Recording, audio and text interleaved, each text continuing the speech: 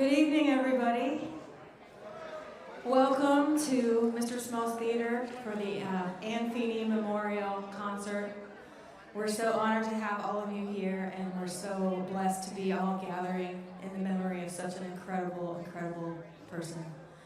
We're going to start this evening off with a song, a recording that was made by Connie Cohen. She wrote and recorded an original song in honor of Anne. So we're going to start off by listening to that song.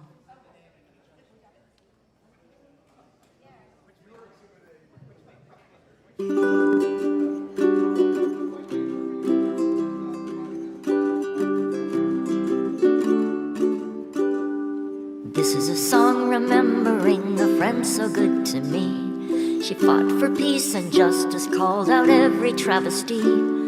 With her music and her fearless heart, Anne Feeney was her name. With the power of the wind and the spirit of flame.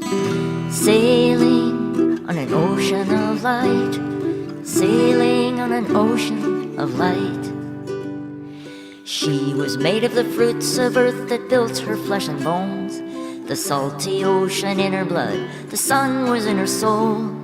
She was the air that filled her lungs to raise up to the skies. A song of grace, a call for fairness, a voice for peace, a rowdy prayer, a shout for justice everywhere so everyone could rise.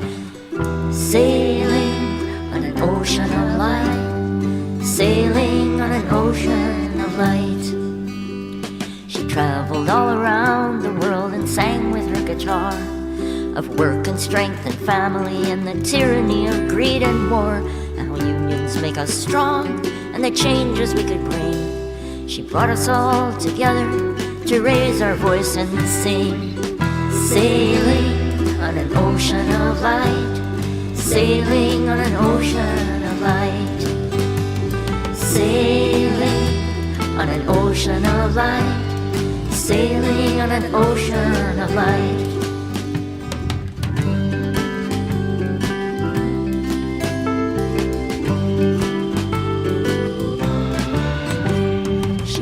The union busters, she fought for equal pay. She worked to raise us up to make the world a better place.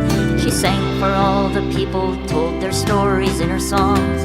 She knew when we all come together, that's when we are strongest. Every thread in a tapestry, its color all its own. Every note in a symphony rings together, not alone.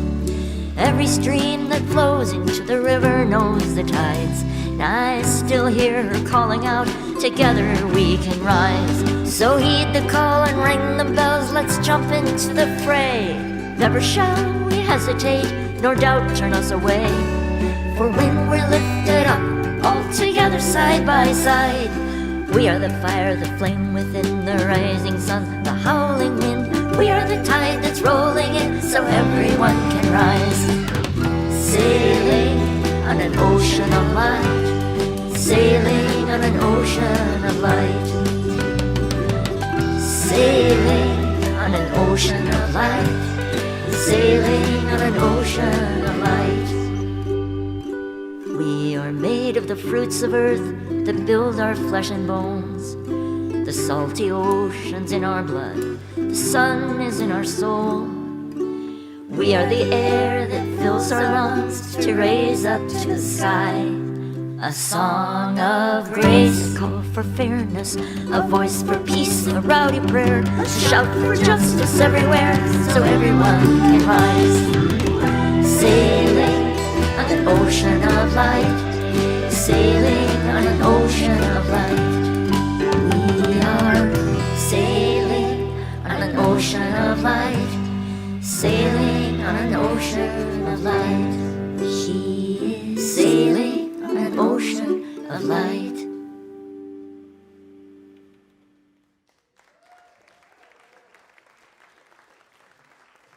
That was a beautiful song by Connie Cohen. We want to thank her for making that and sending it along. And next I want to welcome to the stage the Pittsburgh Labor Choir.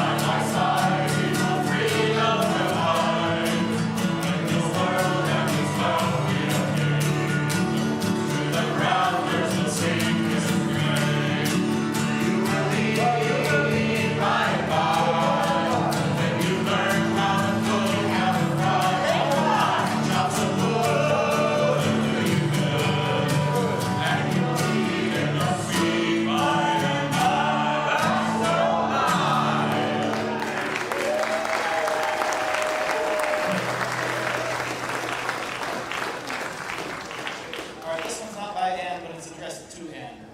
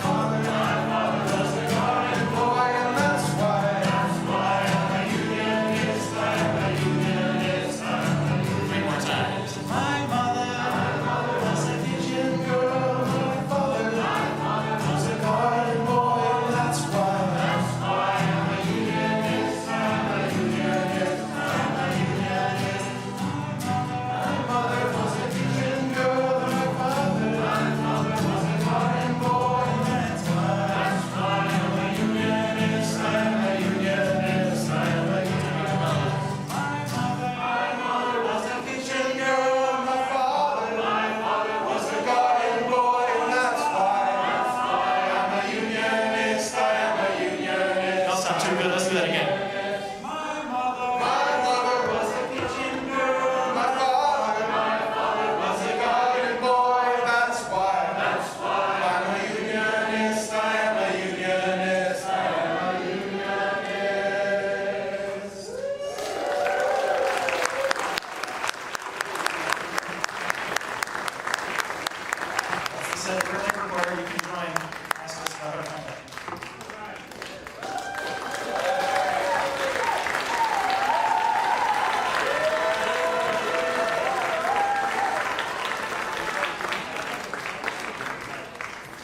Hello, everyone. Welcome to Mr. Small's Theater. Let's hear it one more time for the Pittsburgh Labor Choir.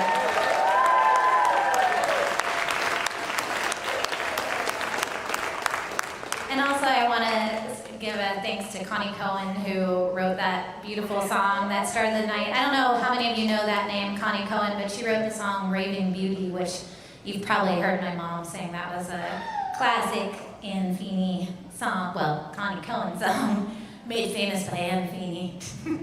I'm going to bring to the stage over here my brother and Bill Feeney, who is my mom's first cousin and one of our dear mentors, friends, and supporters for so long, and we're going to have him up here to say a few words. So please welcome to the stage Father Bill Feeney.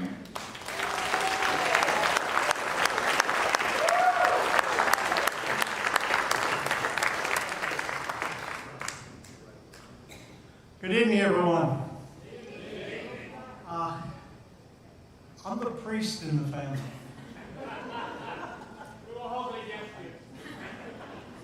They never have.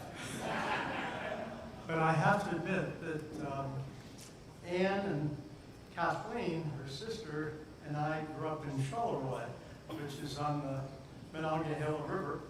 And but we always, when we moved or in different places, kept in touch.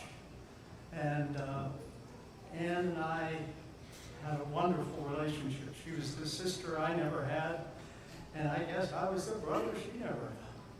But nonetheless, I was asked by Amy if I could just say a prayer for all of you, and certainly for the memory of Anne, and also that we recognize that each of us, as she did, are to use our gifts, our talents in ways that can change the world.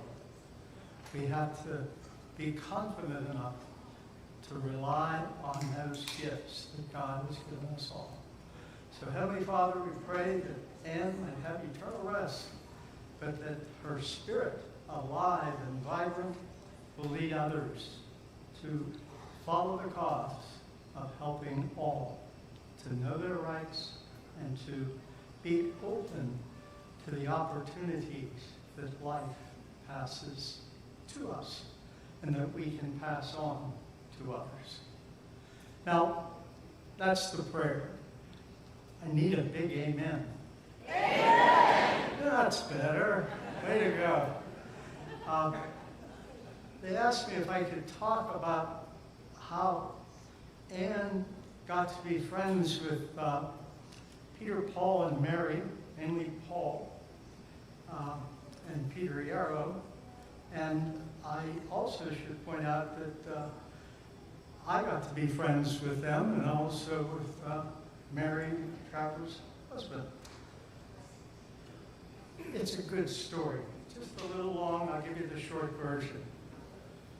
Anne and all in our family play cards for money. You've been warned. And we were playing one day, and I guess I was out. I probably lost a hand. And the phone rang, and I picked it up. And he said, "Hello, I'd like to speak with Anne Feeney." And I said, "Who may I say is calling?" And he said, "Peter Yarrow." I said, "Right. Thank you for your call." And he said, no, please. So I broke up the game for a moment and asked And there's a fellow by the name of Peter Yarrow who would like to speak with you. Are you taking calls? And she just about swooned, but she was ready. And of course, Ed and Annabelle, my aunt and uncle, were saying, what's this all about? I don't know. But it turned out that Anne had been to a concert with Peter, Paul, and Mary down in Washington, D.C. area. And the McKay Hills, our relatives who are here tonight, had gone to see them perform. And afterwards, everybody was trying to get autographs. And in her own inimitable fashion, stuck a note in Peter's suit coat. He calls 3 days later, we're in Pittsburgh. He's in Pittsburgh. He was heading back to New York at an overnight. And he said, I just would like you to explain how this note got in my pocket. And it said, help. I'm being held prisoner in Pittsburgh, Pennsylvania. Please rescue me. And with a phone number.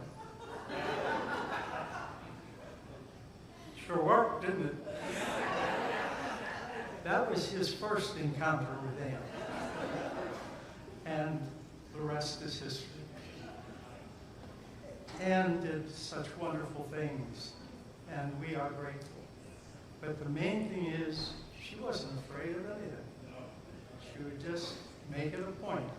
She was going to see Paul and Mary and Peter someday soon. Well, they became lifelong friends and had a lot to do with Anne's career. And she had some things to do with theirs. So just wanted to pass that on. I have a lot of other Anne Feeney stories, much longer, but all filled with life and vitality, because our Uncle Ed and Aunt Annabelle, we know where Anne and Kathleen got their spunk from them. And so we pray for them this day. We pray for all who have been touched by the songs, the message, and the way of living that Anne worked so hard to get across to everyone in this world. Eternal rest to her. Amen.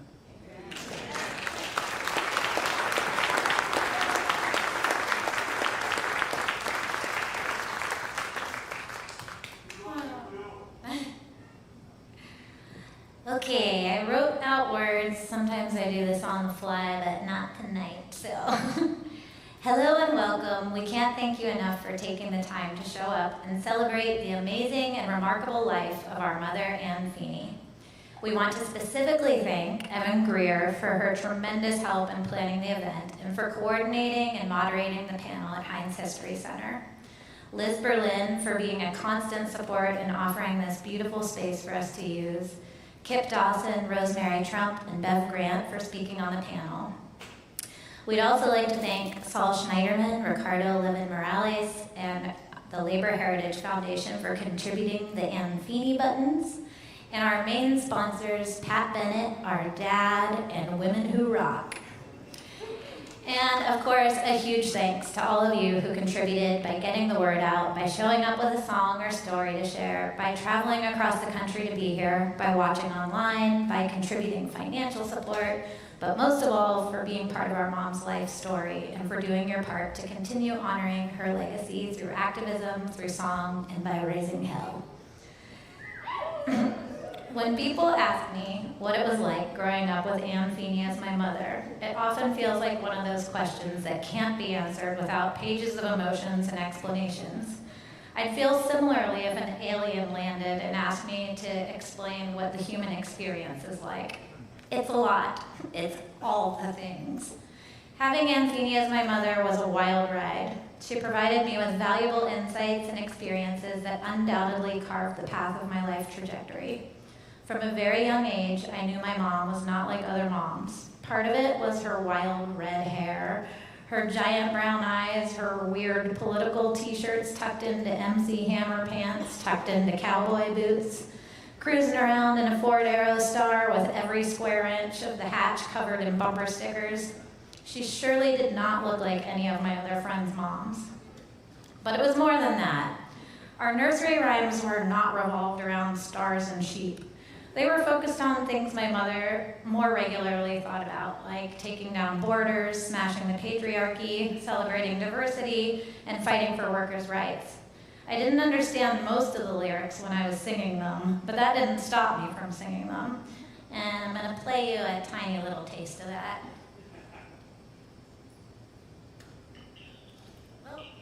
Sing the best of Aunt Feeney. Take them down. Take them down.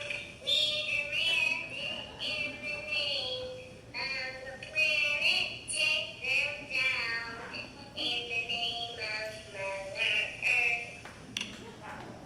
Now, the wild limit for each album. Who could forget?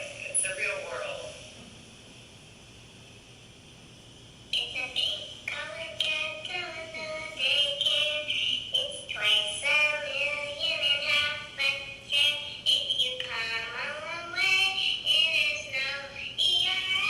It's a male world after all.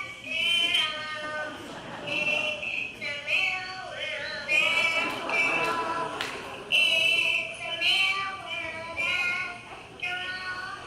It's a male world after all. It's a male world after all. And here's a little Hey Ronnie Reagan.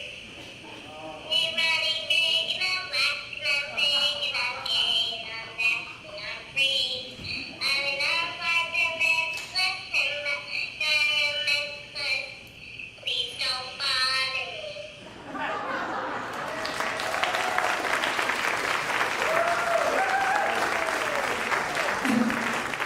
I vividly remember singing It's a Male World and imagining mail being sent across the world. Which makes sense since we spent so much time playing bulk mail, licking envelopes until our tongues got paper cuts, assembling mom's press kits and tour schedules and sending them out to her fans across the country. It took some time for me to realize what my mom was up to and how cool she really was.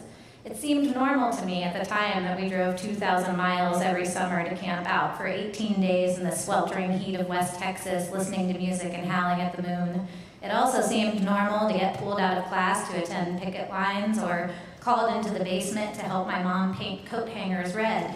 It seemed normal to have hobos and drifters crashing on our couch singing songs late into the night. Through time, wisdom, and many years of therapy, I learned that my childhood was far from normal, but I certainly wouldn't have it any other way.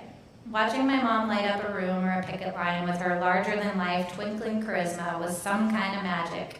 Not unlike a full totality solar eclipse, she was undeniably powerful and captivating. She was whip-smart, hilarious, and wickedly clever. She harnessed these skills to speak truth to power and to bring hope and humor to those who needed a lift. Whether on a picket line or in a blue-collar pub, Mom would empower and restore dignity to those in the dark.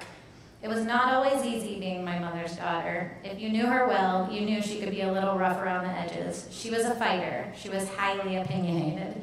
She was not very sentimental or your typical Donna Reed. But when it came to raising a family, she did the best thing she ever could have done, which was marrying our brilliant and wonderful father, Ron Berlin. My mother always ensured that Dan and I were surrounded with people who would be great role models, teachers, and mentors. Many of you are here in this audience now. It really does take a village. Mom preached it more than anyone that nothing is accomplished alone, and we must all stand together to fight for causes we believe in. So thank you so much for being here to celebrate together. It means the world to us to finally have this moment with all of you, celebrating our indomitable mother, Aunt Feeney.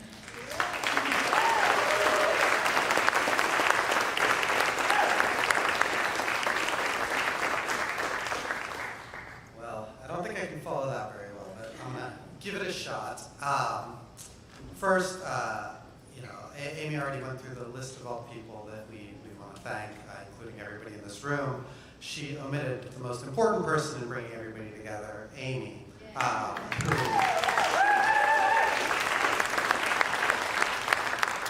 who really just worked tirelessly to make sure every detail, and you can talk to any of the musicians and the guests, was taken care of, making sure that people had rides from the airport, that they had somewhere to stay, that there was food, that the merch table looks great. So once again, thank you so much, Amy, for all the work getting this together.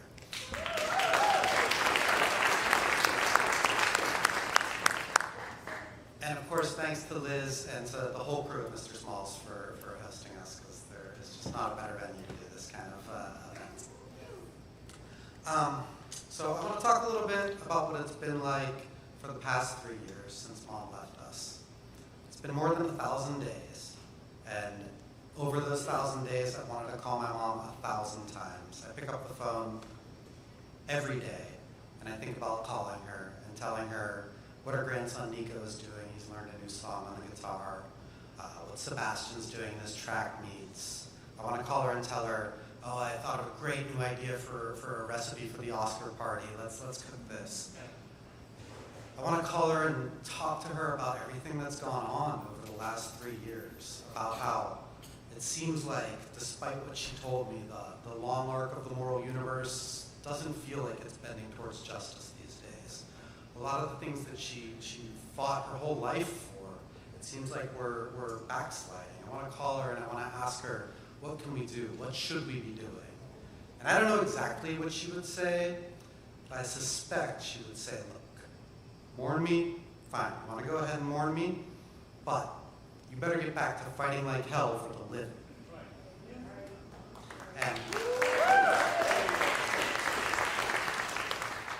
And I think the community that she built, the people in this room, the people on the live stream, everybody who's coming up on the stage tonight, is a testament that she lived that value her entire life. She never stopped fighting. We see Mom's legacy today everywhere. We see Mom's legacy in Tal Mitnick, an 18-year-old conscientious objector in Israel who decided that he wouldn't fight with the IDF and went to jail for that. And as he was going to jail, he was quoting Mom's song. We see Mom's legacy in kids getting pulled out of tents right now, going to jail, singing her songs because they won't be complicit in genocide.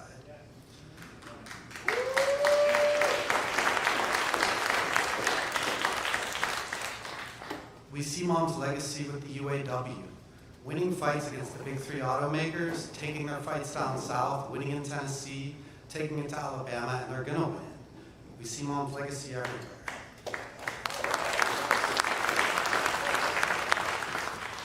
We see Mom's legacy in Amy, who came to the Kerrville Folk Festival and transformed this space from what was a safe space for old white cowboys to sing about their feelings to one of the premier venues for young African American, young people of color, for queer, for non-binary folk singers to showcase their art.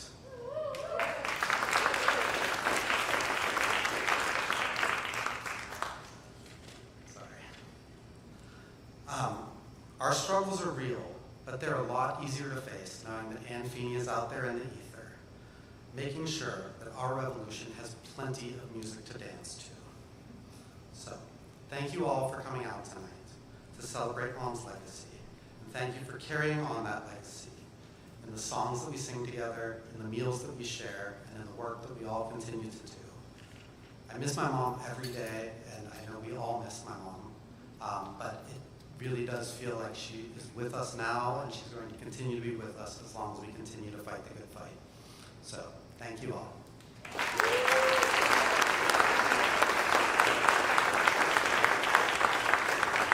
Now we would like to welcome to the stage Jan Boyd and her entourage. Jan has been a major one of those role models and people in our life taking care of us and given us some of that tender, nurturing love that my mom didn't quite know how to give all the time. Jan, when my mom first got cancer many years ago, she put together a crew of women to kind of take charge of everything. And help us, walk us through that really intense experience. And Jan was one of those people, and she's just been a major part of the team and our family, and we're so happy to have her here on the stage tonight. So please put your hands together for Jan Bush.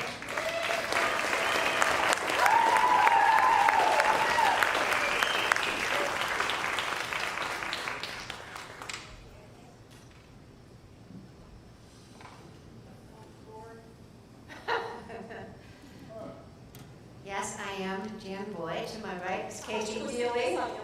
No. To my left is Sue Powers. To her left, Jeff Berman on Mountain Dulcimer and Ellie McCullough on tin whistle. The five of us go a long way back. But we all go back even further with Ann. A long history with Ann, from singing to protesting to recording to soaking up inspiration and to learning how to go with the flow. And when it came to Ann, going with the flow was a constant adventure. Okay, we're going to do a song that I wrote for Ann.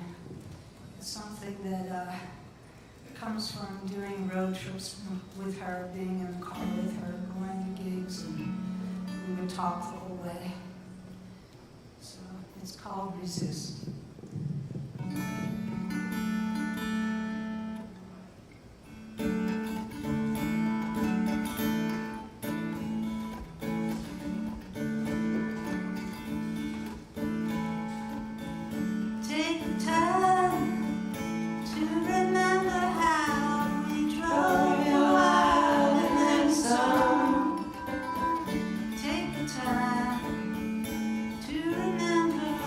Fun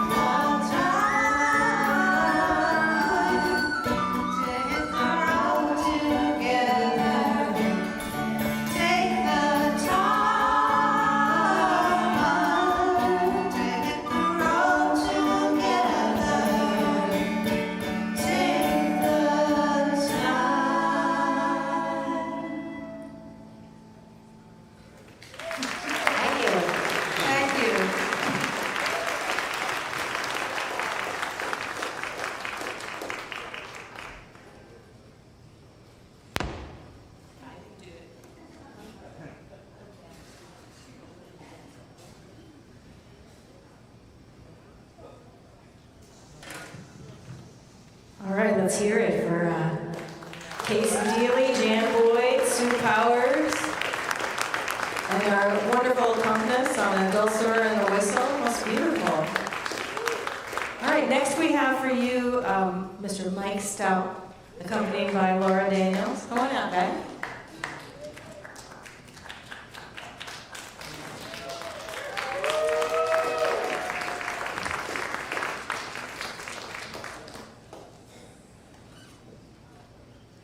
Hello, Pittsburgh. Can you tell who my favorite union is these days?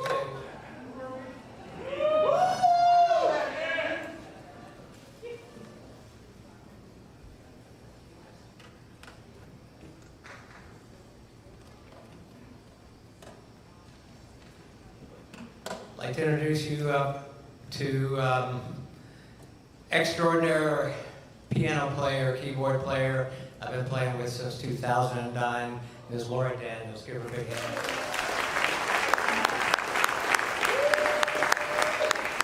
And of course, you all know Evan Greer, and I'm just like thrilled when I come here and he'll play guitar.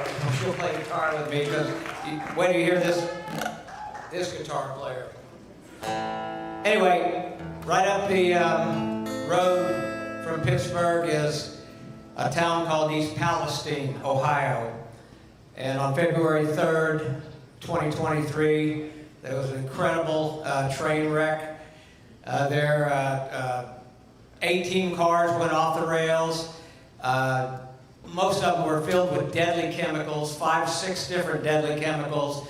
And then 3 days later, without permission from the government or anybody, they blew up 5 cars of vinyl chloride and put dioxin into the atmosphere, into the soil, into the water, and abandoned those people. To this day, the people of East Palestine have no help from Norfolk Southern, no help from the government, and no help from anybody else. And a group of us have come together and stood with them, and we formed a national coalition, and there's a law called the Stafford Act. And under the Stafford Act, the president doesn't need Congress, he doesn't need anybody. He can declare that place a mass casualty site and give those people health care. And I hope everybody here takes the brochures that were handed out and calls Liz Schuler from the AFL-CIO and calls Joe Biden and says, take care of the workers here, please. So this song goes out to all of them. It goes out to the people that are fighting back. By the way, the people that are fighting back in East Palestine just happen to be union people. This song goes out to them.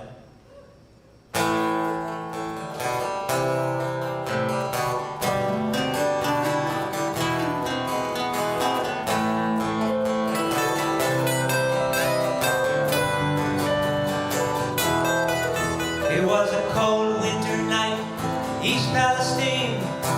The moon was bright, stars could be seen. Working class rural East Ohio town had no idea what was about to go down. Then a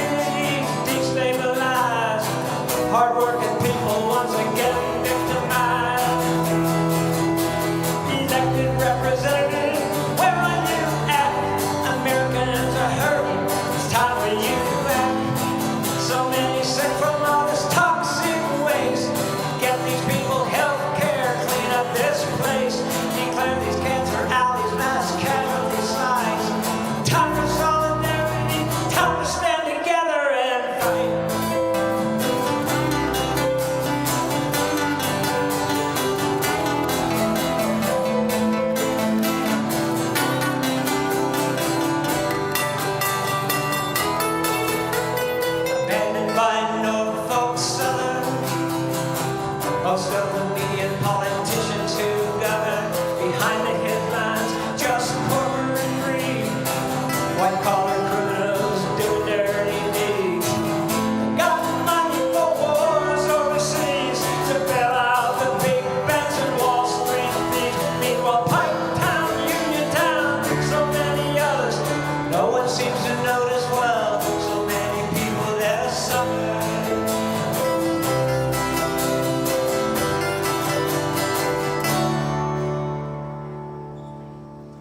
It happened before, just like it did here. 1,500 derailments in just 1 year. The trains are too long, brakes out of date. Not enough workers to safely operate. Well, the workers know the problem and listen to them until they call the shots and keep happening again. So many lives ruined forever. Step up to the plate, people, now or never. Elected representative, where are you at? America's hurting, past time to act. So many sick from all this toxic waste.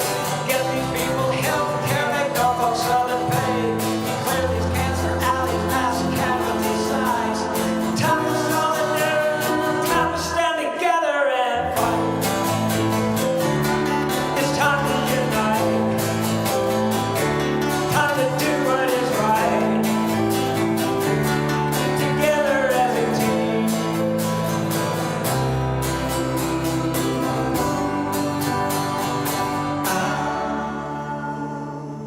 I'm gonna sound the alarm for all the injured and harmed at all the places like out there at that scene in East Palestine.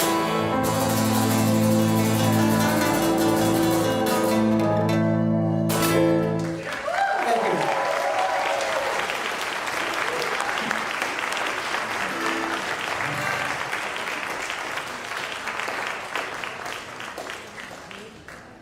By the way, I think it was around circa 2009 when Ann introduced me to Laura. I don't know where she came. I think she came from California. She brought this headband. And she looked around the room and she walked up and handed it to me and said, I know you're the only one that's ever going to wear that headband. But one thing I want to bring up, often gets left off about Ann Feeney, is Ann Feeney was anti-war and Ann Feeney was anti-imperialist. From 1998 through roughly about 2007, both Ann and I played at the SOA Watch down outside Fort Benning, Georgia. I think I played about 5 times, Ann 4 or 5 times.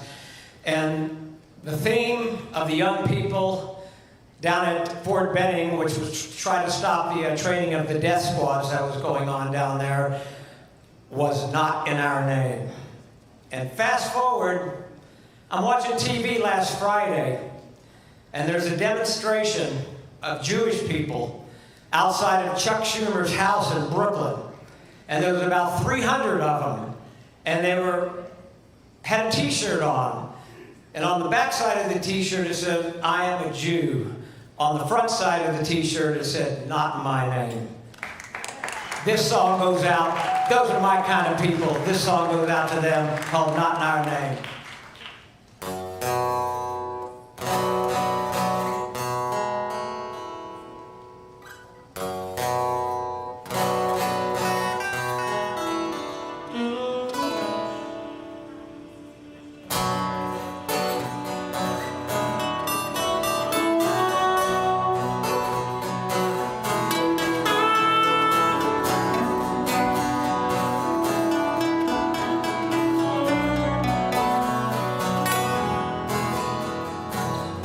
Families sleep in their home.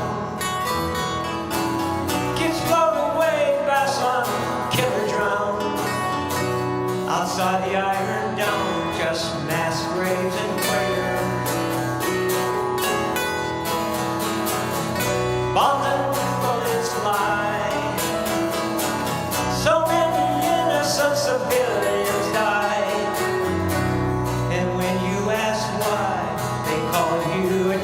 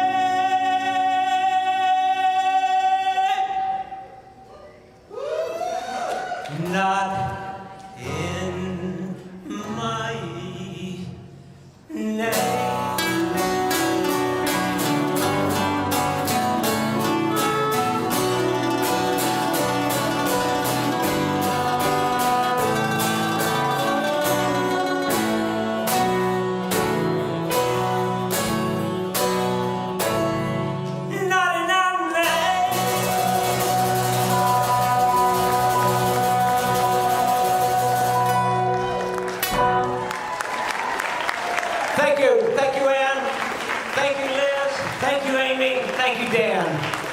Love you.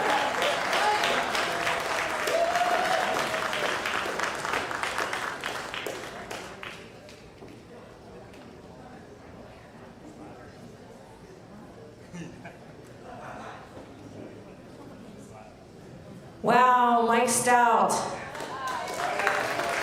Brad Yoder on the saxophone and Evan Greer on the guitar. That was really beautiful. Yeah, our next performer, our next friend here is someone that I met through Ann, actually. He and I, well, he says he met me the same day that he met Ann, actually. It was at the People's Music Network Songs for Freedom and Struggle conference way back when, and I had just met Ann at an open stage when I was 16 and just learned to play the guitar. And my mom and my daddy were like, could you talk to our daughter Lizzie, because she really wants to do music. And not only did Ann talk to me, but she whisked me to Philadelphia to be exposed to all these incredible musicians and activists. And that's when I met this guy, Mr. Chris Chandler.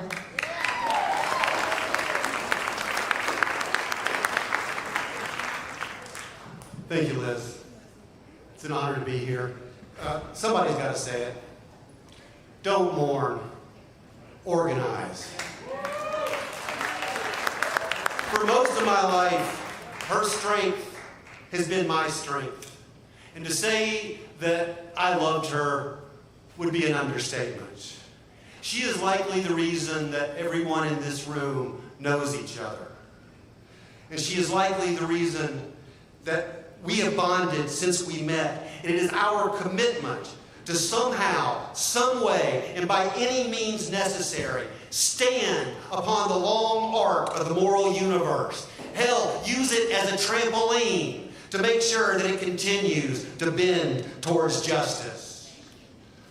Her roots remain in the earth from which she came. And there she will lie, literally, next to Mother Jones. Her grandfather, William Patrick Feeney, used his violin as a tool to organize workers, and I have no doubt that her grandchildren will do the same. And may her long commitment to social change serve as an inspiration to us all. But her life is so, so big. From the anti-war rallies in the 60s, armed with a cannon of Phil Oaks, to being hip deep in the labor struggle, every struggle of her lifetime, up to and including her dying day. I remember phoning her when she was in hospice, and I asked for Ann Feeney's room. And the receptionist said, "Oh, that woman that keeps singing, we're nursing as fast as we can, trying to get higher wages for us. We loved her." Her insistence that we all use our voice, our art, to drown out and extinguish the fires that threaten us was evident in her sleeves rolled up service to countless struggles. If it happened in the last 69 years, she was part of it. And her insistence that we all use our voice, our art, to drown out and extinguish those fires that threaten us was evident in her everyday action. Fear a movement that sings, she would say. And then she would say, take the music to where it needs to be heard. And she would say that as we would drive another 1,000 miles to yet another event. I recall her working and singing at the Kerrville Folk Festival, of which she was a part and a member of the staff. And she had the audacity to start singing the Internationale in rural Texas. And let me tell you, a small handful of cowpokes were dubious and listened to her with their Stetsons tilted sideways, looking like the Victrola dogs. Well, I am not making this up. A miracle transpired. A Hispanic delivery man stood up and sang a verse in Spanish. And a German man, inspired by this, stepped up on the stage and let out a verse in German. A Swede, an Israeli, joined her on the stage. And finally, even a Japanese tourist came up and sang a verse in Japanese. She medleyed the song into The Union Makes Us Strong. She medleyed the song into Solidarity Forever. And before she was finished, she had that entire ranch singing with a Texas accent, The Union Makes Us Strong. Take the music to where it needs to be heard, she would say. Comfort the afflicted and afflict the comfortable.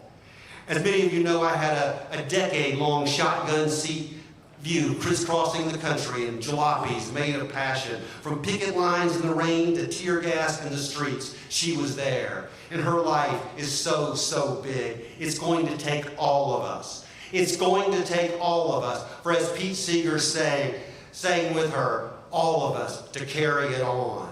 And may we carry it on. And my friends, it is going to be a heavy lift. But together we are strong. It is going to take all of us. For my friends, a giant has fallen.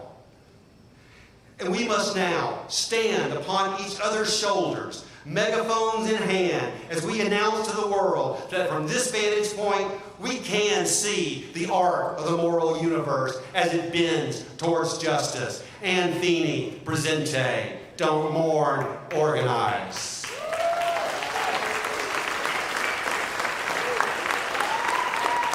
Thank you. When Amy asked me to do this, I was like, well, I can't do Ann and I's repertoire because Ann's not here. And it would take a giant to fill those shoes. And please welcome to the stage Emma's Revolution, playing the part of Ann Feeney.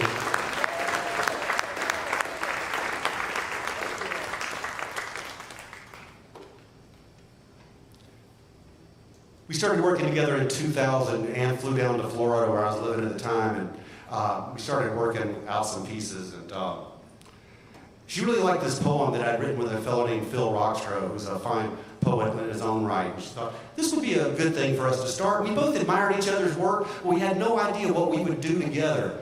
And we started working. Started trying to figure it out. Started meddling around with technology, and she would listen to my poems, she'd start playing a song, she started playing a Clash song, and we worked and fiddled together, and we were about to give up. We were probably about 3 hours into a session, and we had not written one piece, and we had a gig that night. And then Ann started playing this song. And I thought, that'll work. And when she started playing it, I knew that things would never be the same. Come gather round, people, where you roam, and admit that the waters around you will grow, and accept that soon you'll be drenched to the bone. If your time to you is worth saving. But you know what? Things have never been the same. You better start swimming or you'll sink like a stone all the time. Since the Big Bang, not since the first cosmic gases, cool and vast lifeless oceans were formed, and they began to seethe with DNA and began to swim with life. But you know what happened? Some of that life didn't like it in the ocean where its parents lived, and thus hauled itself onto the land. And this event caused the more conservative fish to cry out with alarm. Don't you go and do it! Fish should stay at home. We swim, we don't walk. Why, we lose our very fishness if we're ever caught walking. And then alliances were formed to stop this sort of thing. And slogans were shaped to fit their purposes. Whatever happened to conservative values? The Coalition of Concerned Gill Breathers cried out. Well, they cited their prophet, this paranoid shellfish by the name of Nostradamus, who predicted a dark future of death camps called Red Lobster. And an evil tyrant known as Long John Silver. You better stop swimming or you'll sink like a stone, for the times they are a-changing. And right now, at this very moment, during this Ann Feeney Memorial Concert, right here in Millvale, I'll bet you a sperm cell is fusing with an ovulating egg. Now, do you think they have second thoughts? Was their intimacy achieved too quickly? But soon that infant grows into a breathing baby and is weaned from its mother's breast, and mother and child will never be the same again.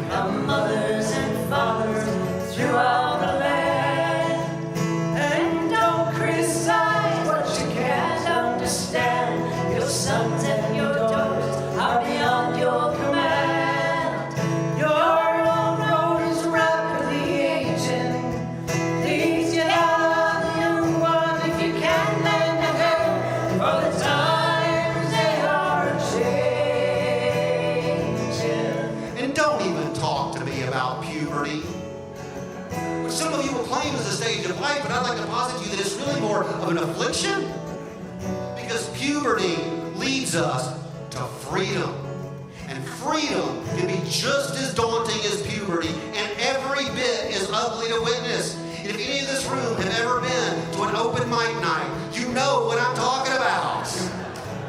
And since I too have witnessed freedom and all its excesses, I too will never be the same again. Because freedom leads us to choices. There are so many religions out there. There are so many banks. So many kinds of checking accounts. So many ways to finance one automobile. So many options on one Ford Taurus. So many roads to take.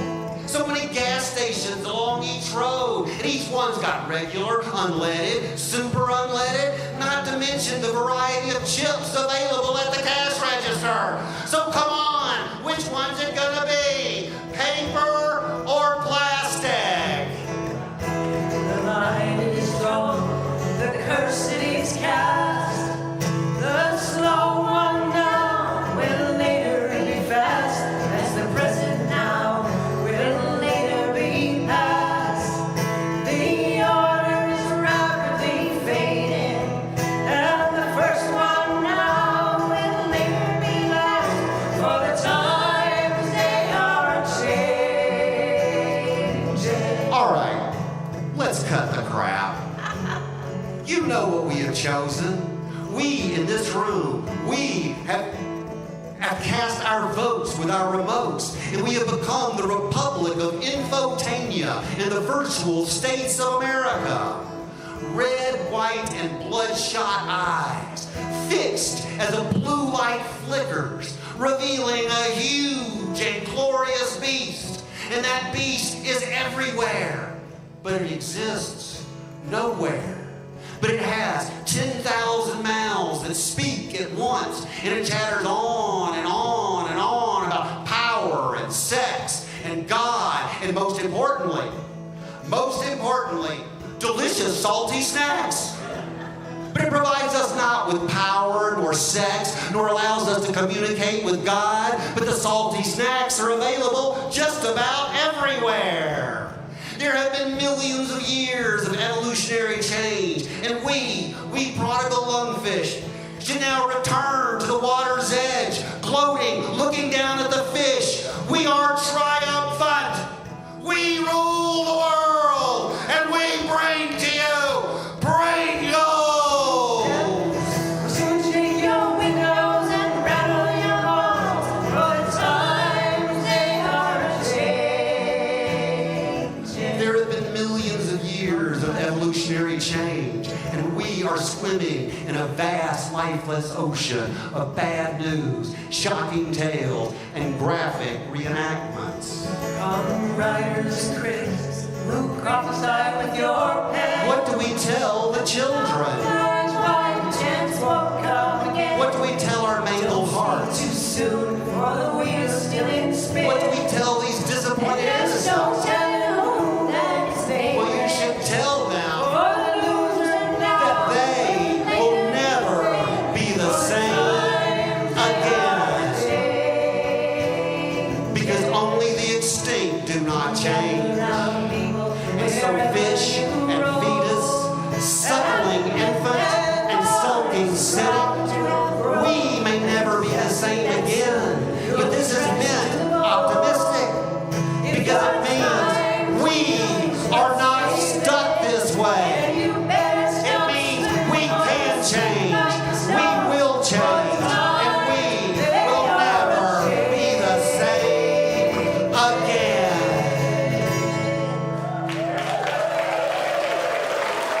Thank you, Sandy, Phat, Endless Revolution. My name's Chris Chandler. Thank you very much.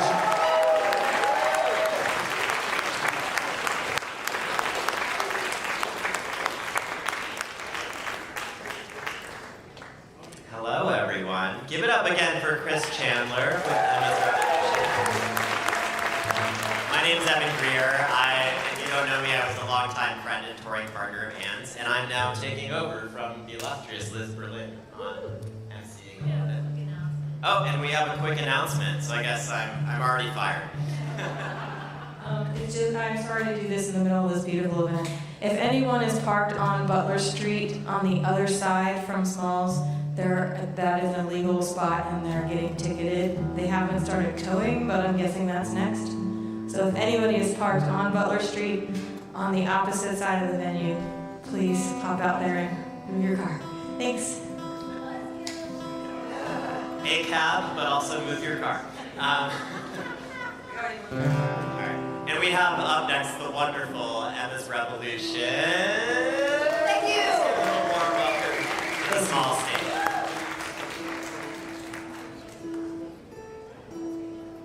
When I wrote this song a number of years ago, back actually in the late 90s, and played it for Anne, she said, I want that song. And I don't know how much she sang it, but I know that she loved it. And Anne was a great songwriter. I don't think Anne always knew that she was a great songwriter, but I would tell her every chance I got, and it was a big compliment to hear how much Anne enjoyed my songwriting.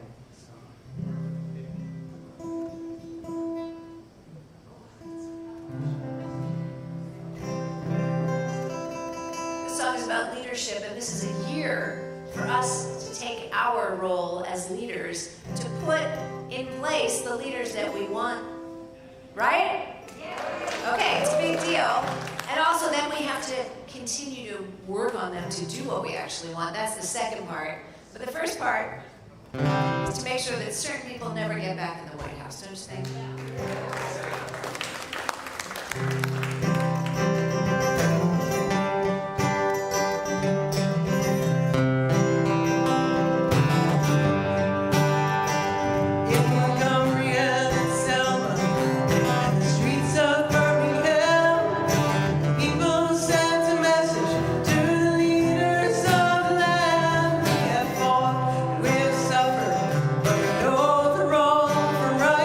We are family, we are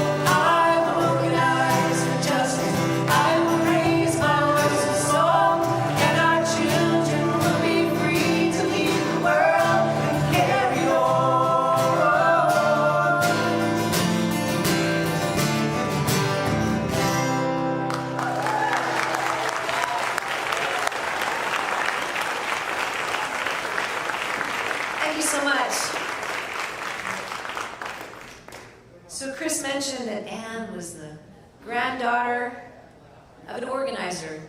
He actually organized mine workers in addition to playing his fiddle and using that fiddle. And we know that Anne really took that tradition of valuing the lives of workers into every moment of her life. But you don't even have to go back as far as the time of her grandfather to know about mining disasters and how dangerous that job is. This is a song that Anne wrote about the Sago mine, 2006. One of the things, I always wish that Anne had written more songs, and maybe she's written many more songs than I've heard, but I always loved Anne's own songs. They were so powerful and so incisive. And she was such an articulate songwriter. I loved her songwriting style. That's right.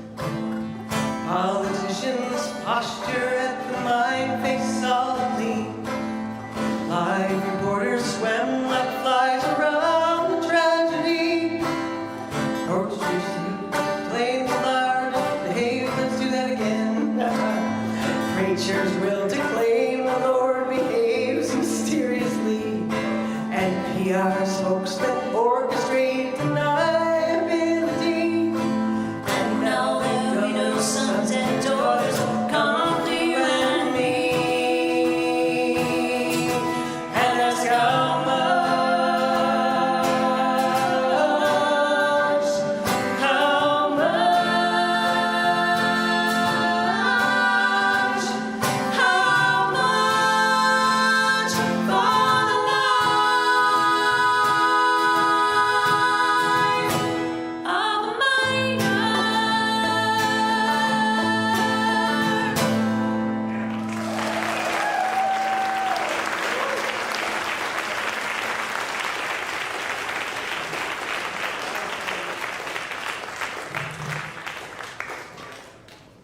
so much. And thank you, Anne.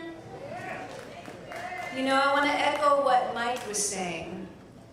We know where Anne would be in the streets these days if she were here, and I think she's in the streets these days.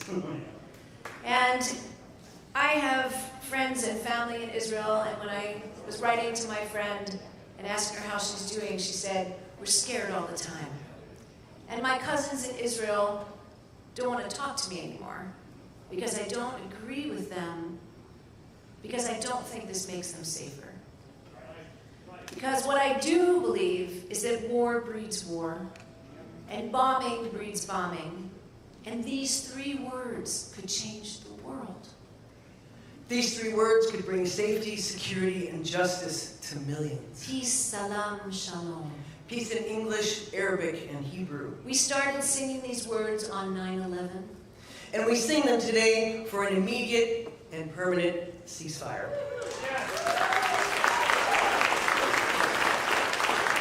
We sing them for the release of all hostages and prisoners of war, and for an immediate and full humanitarian aid to the people of Gaza.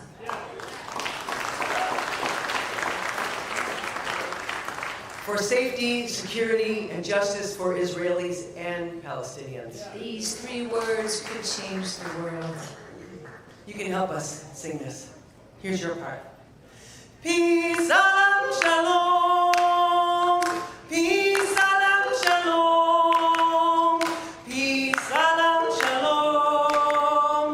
Peace, salam, shalom. Peace, salam, shalom. Come in with me on the second part. Salam, shalom. Right now. Peace, salam, shalom. Peace, salam, shalom. Keep going. Peace, salam, shalom. Peace, salam, shalom. We believe in Peace, salam, shalom. Keep it right going. Peace, salam, shalom. We believe in Peace, salam, shalom. We believe in Peace, salam, shalom. We will work for Peace, salam, shalom. We will work for Peace, salam, shalom. We will work for Peace, salam, shalom. We will work for Peace, salam, shalom. Jerusalem. Peace, salam, shalom. Ramallah. Peace, salam, shalom. In Tel Aviv. Peace, salam, shalom. In Washington. Peace, salam, shalom. In Gaza City. Peace, salam, shalom. In Rafah. Peace, salam, shalom. In Cairo. Peace, salam, shalom. In New York City. Peace, salam, shalom. We believe in Peace, salam, shalom. We believe in Peace, salam, shalom. We believe in Peace, salam, shalom. We believe in Peace, salam, shalom. We believe in Peace, salam, shalom. Peace, salam, shalom. Peace, salam, shalom. Peace, salam, shalom.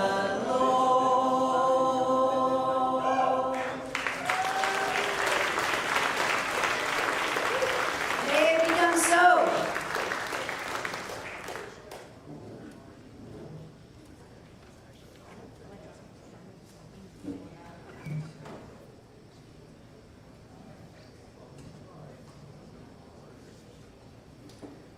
This was also a song that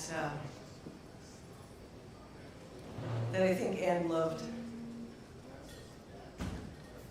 And when she passed, Amy asked if we could sing it together.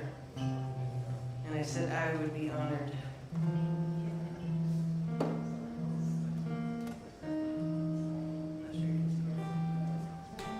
So I want to bring Amy Sue Berlin up here to sing with us.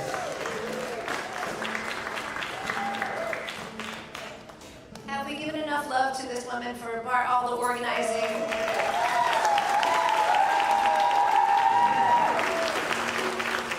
I know Evan is holding part of that too, so thanks to Evan. Definitely. And let's hear it for Emma's Revolution. when my mom passed and we were going to bury her in Mount Oliver, I was feeling obviously pretty shaken up, and there was something in my heart that was like, you need to get Pat Humphries to be there. You need her there. And I called, and in the height of the pandemic and a crazy time to be traveling, she came to my aid and was there for my heart, and we got to really have a beautiful bonding experience there, and I'm just thrilled to have her here, a part of this and part of my life. She really meant so much to my mom and does to me as well. The both of you.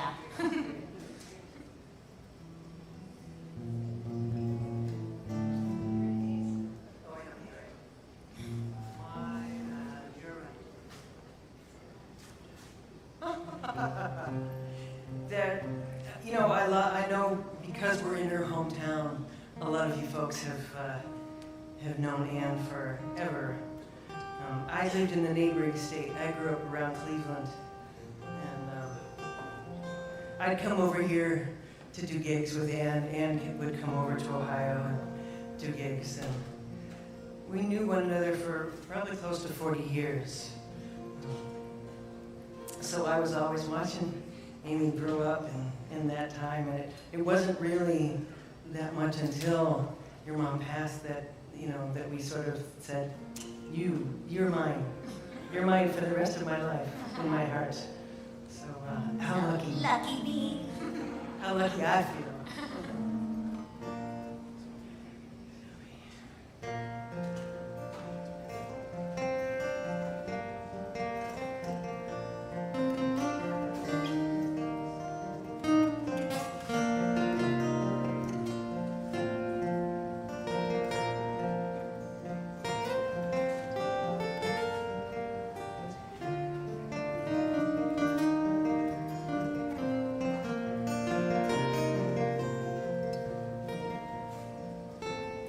We are living beneath the great big dipper. We are washed by the very same rain.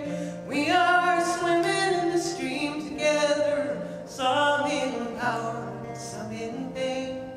We can worship this ground we walk on, cherishing the beings that we live beside. Loving spirits will live forever. We're all swimming to the other side. I am alone.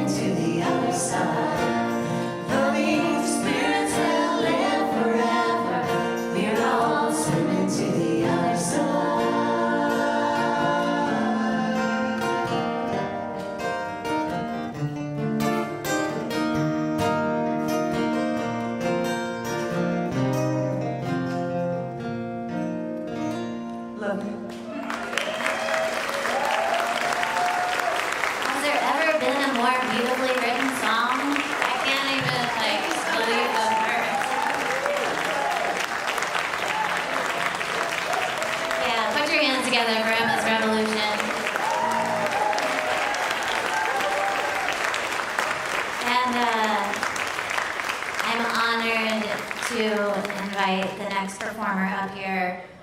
I always say Evan Greer was the daughter my mother always wanted. Evan, when Evan met my mom, it really lit a fire in my mom's life, a needed fire. She'd been playing all these union halls and doing all this work for so long and watching everything, a lot of things sliding backwards. And I know when she met Evan, it just put a fire under her ass, and she just got so much inspiration from Evan. And I know likewise, it was a mutual relationship, but Evan has been very much like a sister to me and to our family, and was just such a critical part of my mom's life. And Evan really got my mom involved in the punk scene, and it was, I remember my brother was talking about how Rage Against the Machine and Tom Morello, he was saying, hearing Rage Against the Machine was what made him start to really understand my mom's music. And it took us a while when we were young to kind of get the grasp of what was going on there, but realizing that my mom was one of the original punks really lightened up our lives. Anyway, Evan is just such an important part of our lives, so please, and also an important part of arranging all of this, orchestrating all of this. We did it together as a team effort, so please welcome to the stage the most wonderful Evan Greer.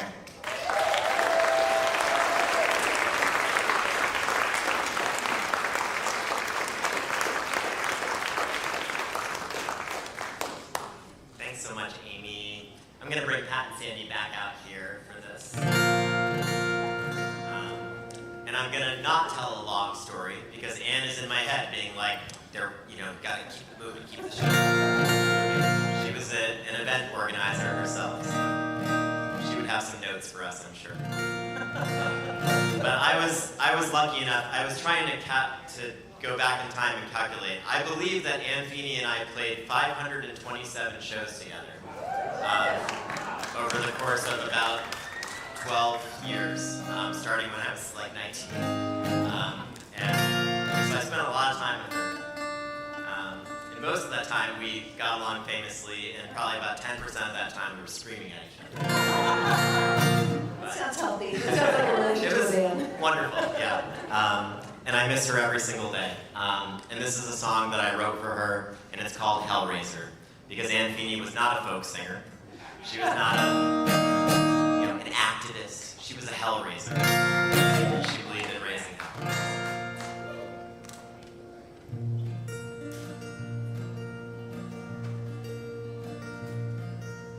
Listen to your records as the mile markers fly past the towns we used to play all the time. Dive bars and churches, union halls and punk rock clubs, singing, which side are you on the picket lines? Past the rolling hills of Pennsylvania, Ohio, Indiana, Illinois. Started crying when I crossed the Mississippi. Grain elevators, fields of soy. We buried you right next to Mother Jones, and some miners that the Pinkertons gunned down. I always called you a living legend. You never thought this day would come around. I'm not sure if you believed in heaven, but I know you believed in raising hell. So I promise you that I'll fight for the living, but I'm mourning for you, friend, fare thee well. Solidarity forever, we were singing at your grave.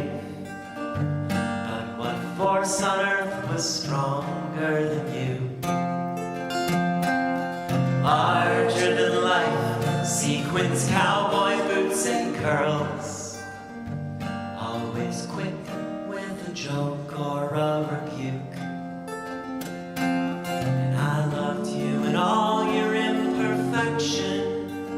You loved me even when I sang out of key. When you spoke about the strength of working people, you can make most anyone believe. We buried you right next to Mother Jones on the beautiful first day of May. And I hope you know how many people loved you. You warrior of the road and stage. And I'm not sure if you believed in heaven, but I know you believed in raising hell. So I promise you that I'll fight for the living, but I'm mourning for your friend. Fare thee well. I'm not sure where you go when you're gone, but I like to think about you there,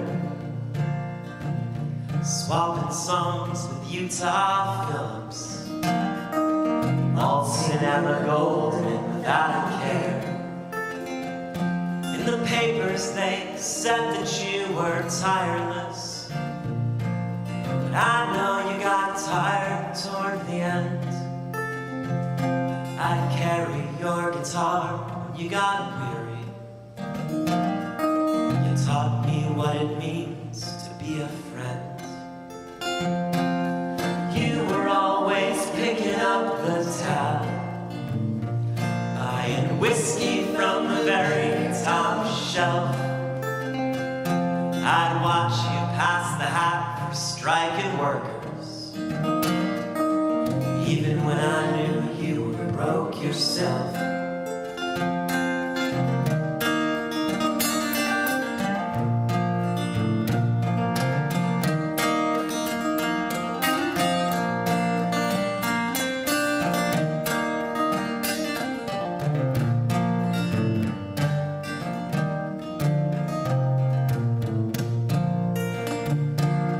I'm not sure where you go when you're gone.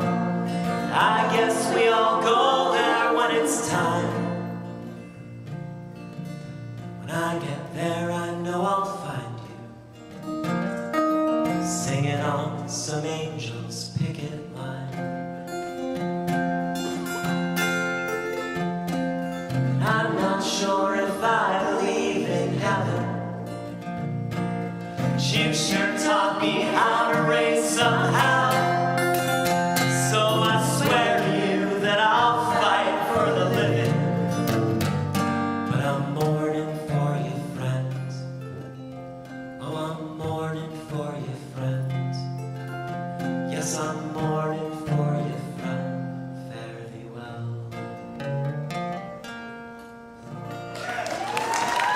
Thanks so much. And Feeney presente. Thanks so much to Phat and Sandy. I'm probably supposed to know what happens next. I believe up next we have one of our sponsors, Melinda from Women Who Rock.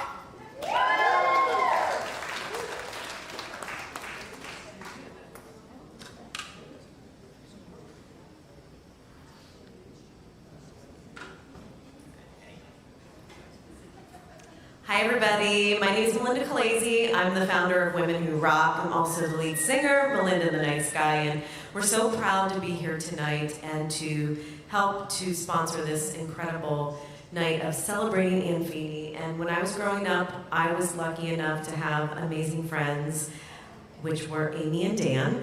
And when I was 15 and I was just first starting to play guitar, we went to see Ann perform at a little coffee shop right on East Carson Street called Cafe Olay.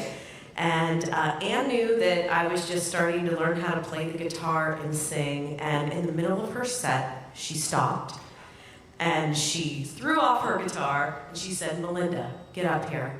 I want you to sing." And I was like, oh my God, am I really gonna do this right now? but she would not take no for an answer. And she threw her guitar strap and her guitar over me, and she said, because she had heard me practice Me and Bobby McGee by Janis Joplin, and she said, "Sing that for everybody, Melinda." And I did, and that moment changed my life. And it really inspired me to keep going and to have the inspiration to become a performer. So I will be forever grateful for her influence and to have such a Hellraiser of a woman in my life from such an early age. Also, one other fun story, when Ann was the president of the Pittsburgh Musicians Union, which I just learned, she was the very first woman president of the Musicians Union, which is pretty badass. She knew Amy and I, my partner in crime, were huge Aerosmith fans, and Aerosmith was in town, and she took us backstage to be the welcoming committee to Aerosmith when they came to Pittsburgh. So that was a pretty cool moment that I'll never forget. But I'd like to think that Ann would be really proud of what we're doing with Women Who Rock, and that is to amplify women's voices in the music industry. That's to fight for women's rights and to fight for women's health equality, which to this day in 2024, we still do not have. Women's health is extremely understudied and underfunded, and we're helping to change that through the power of music. So stop by the Women Who Rock table. It's right by the door on your way out. We have some goodies for you. And again, thank you for having us part of this incredible night. And here's to one woman who rocks, and Feeney. Thank you.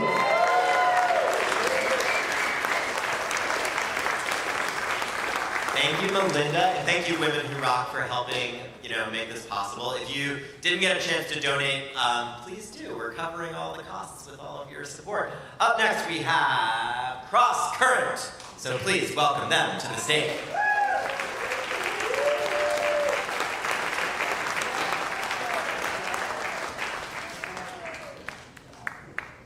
So we're actually what I call the Cross Current remnants. But Phat is joining us many times, and it's terrific. And of course, those of you who know me, you know that I know nothing about technology. If only I could get this wire. Now we're talking. Anyway, so Ann put Sojourner Truth's very, very important. Talking to the mic. What? Talking to the mic. I knew this was a bad idea to have this on stage. Anyway, so Ann wrote this, she put Sojourner Truth's song to words to a song, and we loved it, and Cross Current performed it for many years, and here we are again tonight. Okay, that's a little bit loud. Is this run by Miracle, or is there actually someone running sound?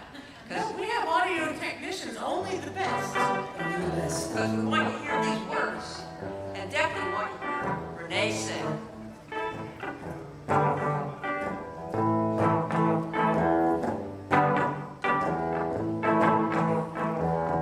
That man over there says that women need to be helped into carriages, lifted over my puddles, and have the best place everywhere. Ain't no man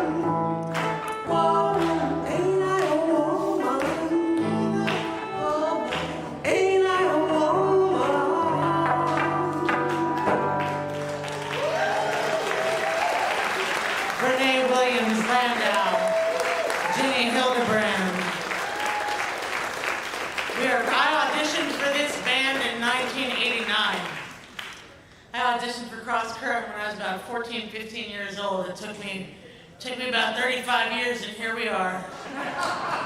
She was only 16, we were afraid we were going to corrupt her. And look what happened.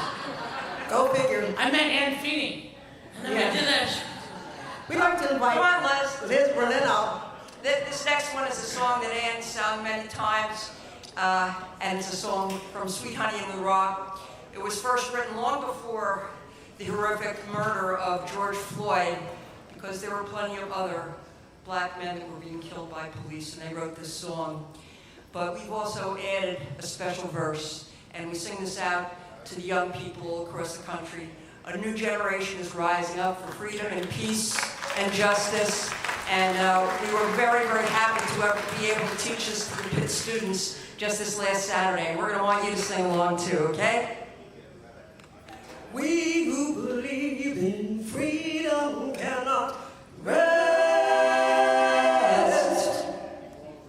We who believe in freedom cannot rest until it comes.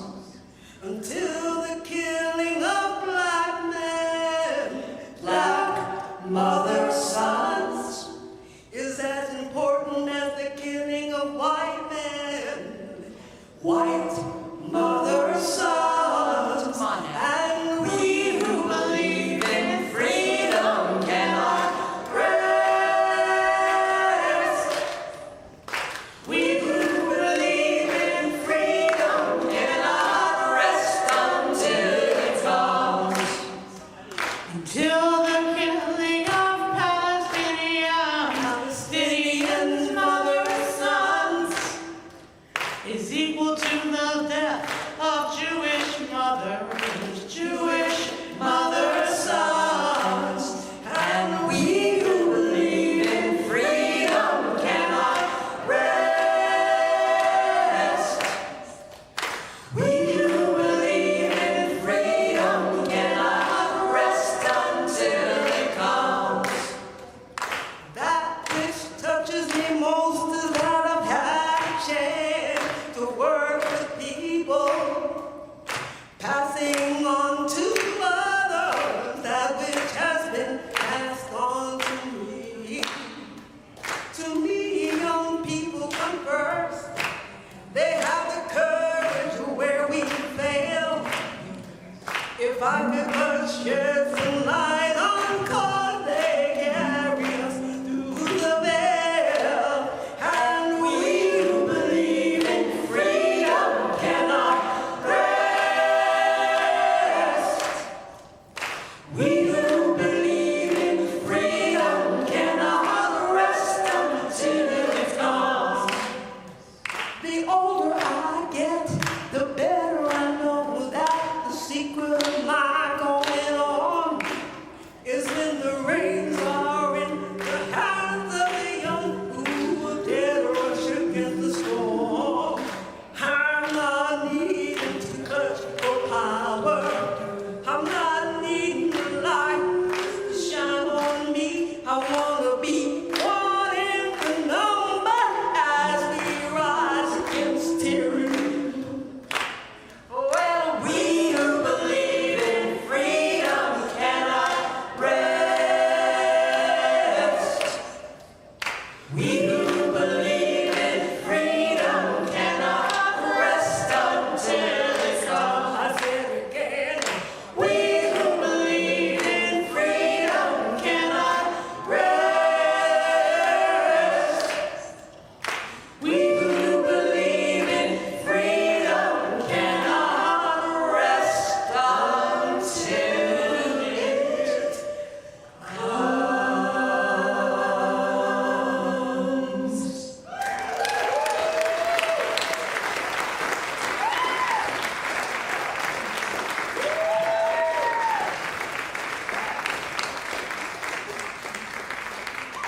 Right, give it up again for Cross Current.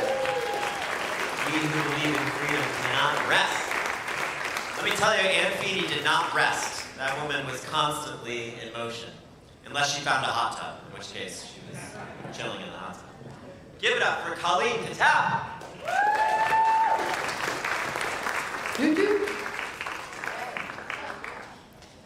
So I'm really happy to be here. The funniest, I didn't know Ann that well, but we had a lot in common with the School of the Americas and activism, and shared a hotel room with her, and it was pretty funny watching her, a friend of mine, trying to teach her Tai Chi. that's fun. That's my experience with her. Just because she was kind of comical. Anyway, this song is called Take Them Down, and I'd like for you to sing along. I just want to raise this mic.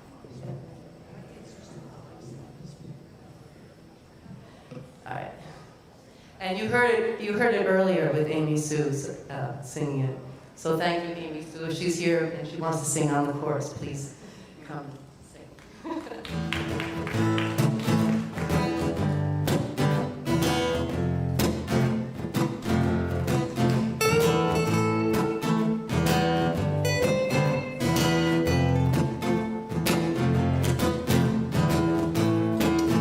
Where did all these missiles come from?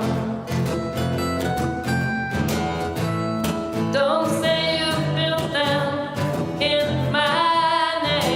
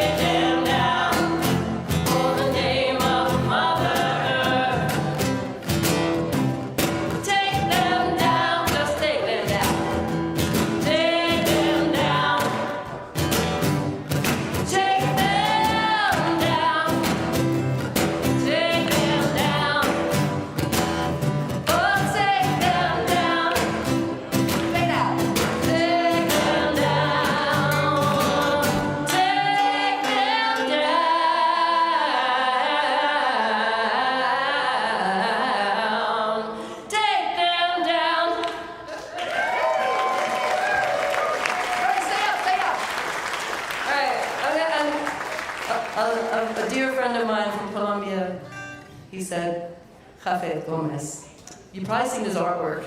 It's like your song, it's everywhere. He doesn't get much, sometimes he doesn't get credit for it. Anyway, but he said he witnessed so much violence in Colombia, and he would draw and paint about it. And then finally he just said, I stopped, because I'm only going to paint the vision that I want. And it's blossomed. So this song is called I Will Rise. It's a song that I wrote, new one, kind of, and I'm adding it to the vast collection of songs that are called I Will Rise. Yeah, so I Will Rise, and it's the what ought to be. So. And they don't know, but they're singing along, and so will you. And thank you, Evan Greer, for your beautiful playing and your dazzling dress.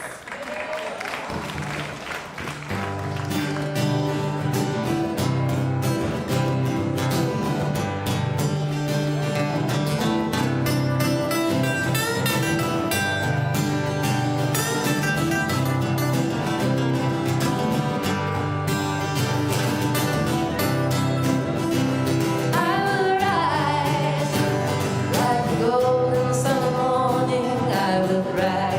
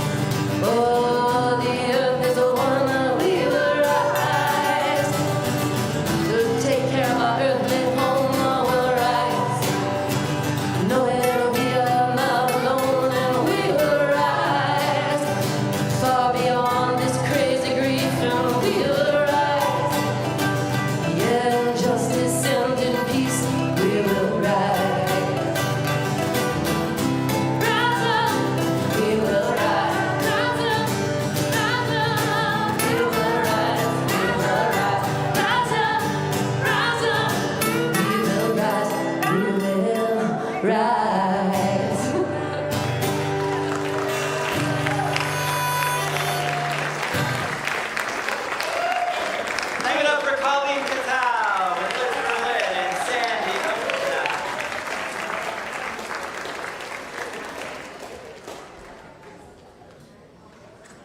Right. Please welcome to the stage, Tom Hoffman.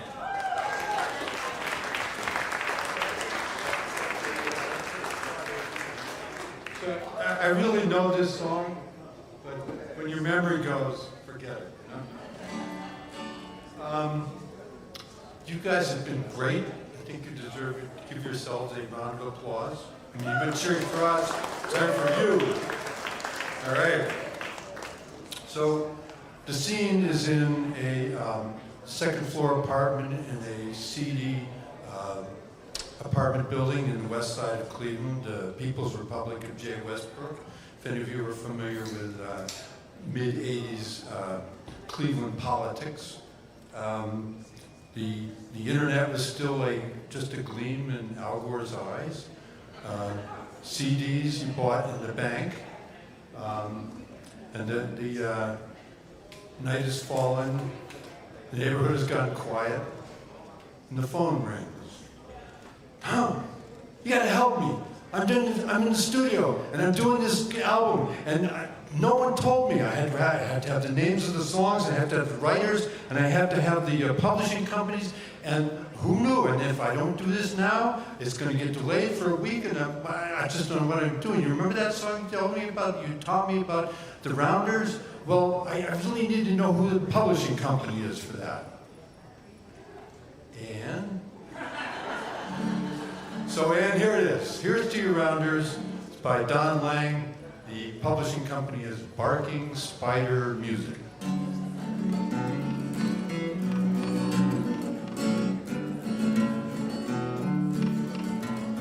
I never knew my granddad. He was always on the bum. Every September, he'd grab him a southbound and he'd ride. Then along about Christmas, me and my brother, we would get a few coins in the mail. But we couldn't spend them, they were all he could send from that Mexico City jail. Back in the 30s when the going got rough, old granddad, he hit the road. Mother was young then, she only remembers his name. Granny got work in the old cannon factory and she took in some wash on the side. She promised herself she'd never forgive him, a promise she kept till she died. Here's to your Rounders and here's to your railroad bums, I hope that you make it home soon. Here's to the women who married for love and lived with the man in the moon.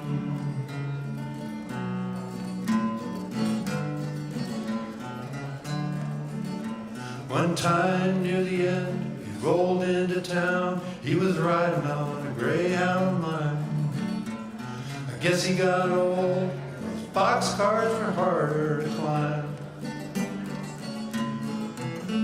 And he dropped his last dime in a call to my granny, but no was her only reply.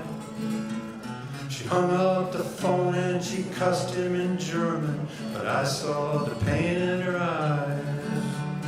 Here's to your Rounders and here's to your railroad bums, I hope that you make it home soon. Here's to the women who married for love and lived with the man in the moon.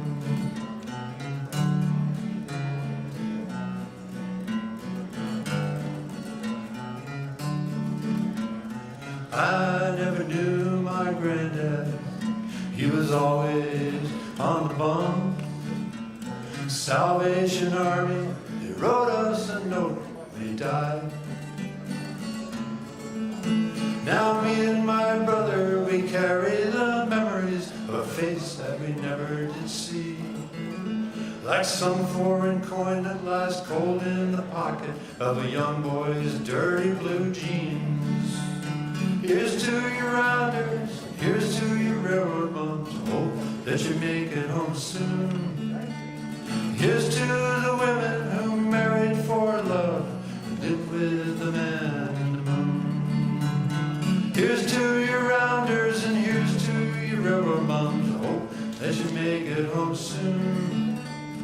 Here's to the women who married for love, look at the man in the moon.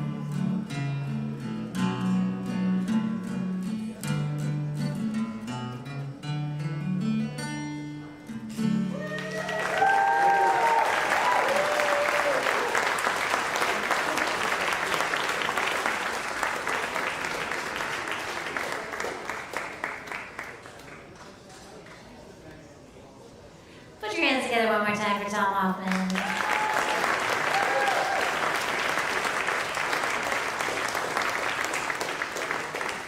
What a beautiful night. Thank you all so much for sticking around. We've got a couple more speakers and then we're going to have a few more songs. And thank you so much for being here. You've been such a great audience. The next person we're going to bring up is someone who has played a really important role in my childhood and my upbringing, and I'm sure many of you who live in Pittsburgh know him and know his voice well from the Saturday Morning Light Brigade. We're going to bring up Larry Berger, who he really has meant. Every Saturday morning we would listen to him, and I would call in and I'd say, "This is Ann Feeney's daughter, and I think I know the answer to this puzzle." And he was always so sweet to us, and we still listen. And my dad is constantly sending me links and telling me what Larry's been playing. And anyway, we're thrilled to have him here to say a few words. So welcome, Larry Berger. And you always did know the right answer. So these days I have 6 hours of radio time to fill. So I made notes because I'm used to having to fill lots of time, and I don't want to fill up that much time. I've known Ann on and off the air for about 40 years. I can't believe it's been that long. Today's May Day. And I was thinking a lot about it because it reminds me, May Day is celebrated as Labor Day in 100+ countries. Not here, not in Canada, but a lot of other places. And these other countries and places celebrate Ann Feeney. We tend to think that Ann is Pittsburgh's and just ours. But she's everywhere, isn't she? The other day, I was just curious. Like you, I listen to a lot of podcasts and radio. I hope you listen to a lot of radio. I went to my podcast engine and I searched on Ann Feeney. Here she is on a station in Wisconsin. She's on one in Michigan. She's on one in California. Amy Goodman, nationally on Democracy Now!, is talking about our Ann Feeney. We tend to forget how much impact she had. And I'll come back to that in just a moment. One thing I thought about Ann, and I wonder if you might feel this way too. Every time I was alone with Ann, as busy as she was, and as multifaceted and multitasking as Ann could be, I always felt like I was the only person she was thinking about.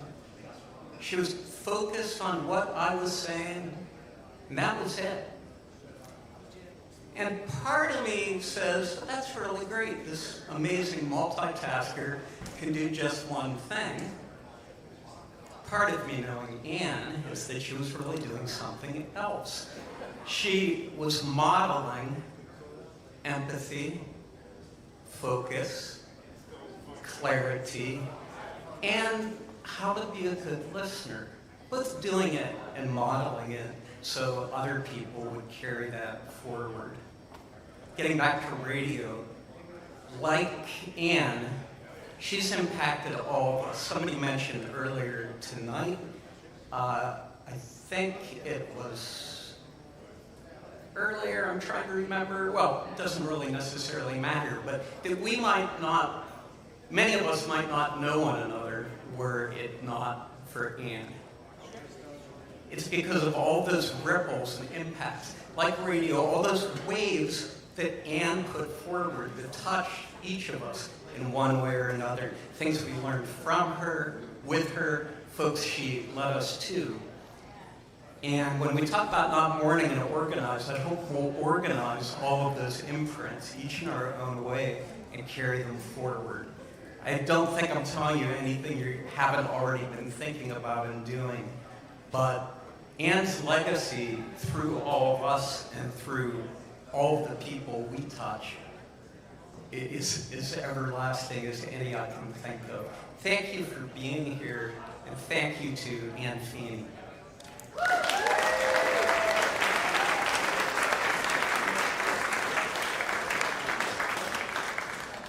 All right, we've got one more speaker, and then we're going to have some more music to close it out.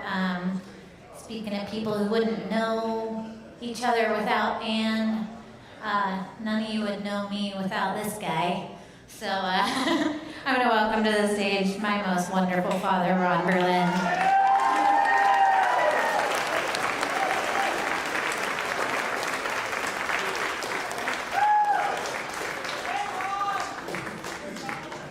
Hi, I'm Ron, as most of you know. So I'm not going to tell any stories about Ann's activism because everybody else has done that and it was discussed in great detail this afternoon at Heinz. I'm just going to tell a few little anecdotes about Ann's early life. So we met when she moved into our hippie commune in Squirrel Hill in about 1974.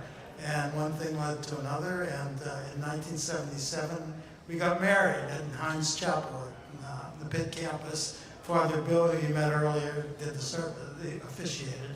Anyway, we got married on the Pitt campus there, and Ann wanted to have the reception on the campus, but you can only do that if it's a student event. Ann was in law school there. So she tracks down the dean, Dean Murray, who was also the contracts teacher in the law school. And she said, Dean, the National Lawyers Guild is having a domestic relations seminar. Could you sponsor this thing? So he didn't read it. He signed it and became financially responsible for our wedding. But we wanted her to still get her diploma, so we didn't stick with the bill. But anyway, so I had gone to, we had told Ann's parents that we were getting married, and her dad said, aren't you a little too young for that? I was 33, and he was from a good Irish family, but we got married anyway. And so at our wedding, Ann was in this band called Cucumber Rapids. It was her first band with 3 guys from the Pittsburgh Theological Seminary, an older fiddle player named John Madison, one of my law partners, Paul Boaz, who played harmonica and told bad hee-haw jokes. And Ann played stand-up bass at our wedding. And they were playing these, and they used to play every Friday night at this sleazy bar in Sharpsburg called Kaz's Cafe, where they put a plywood board over the pool table, and the 5 of them would get up there and sing these wonderful songs to this admiring crowd. But anyway, so afterwards Ann said, well, you know, this is one of my dreams come true, getting to play train songs in a dress with a train. She was very excited about that.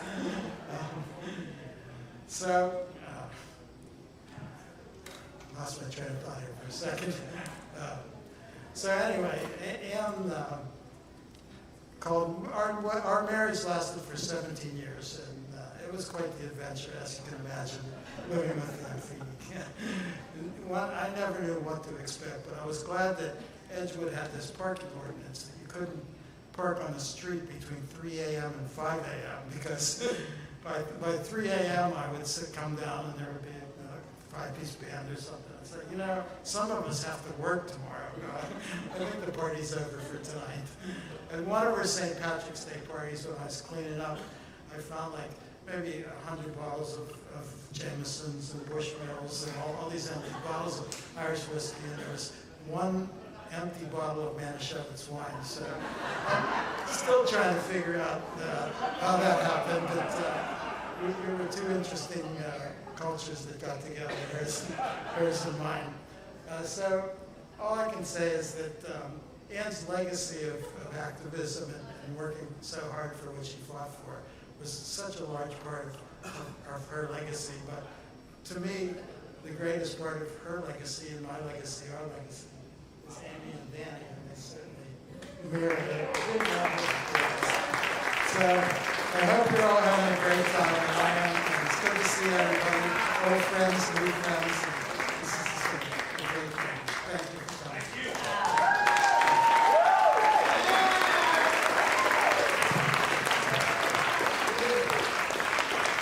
What a guy.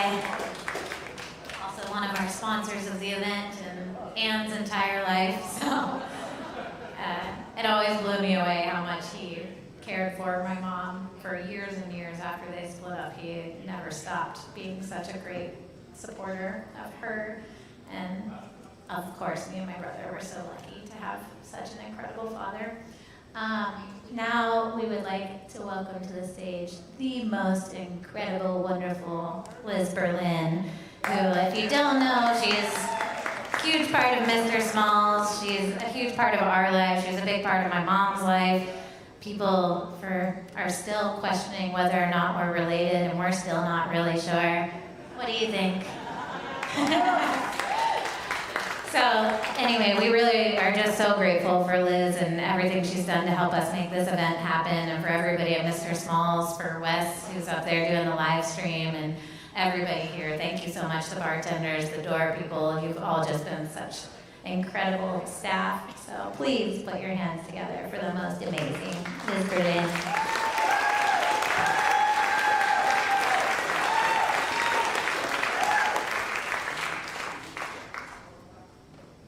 Thank you so much.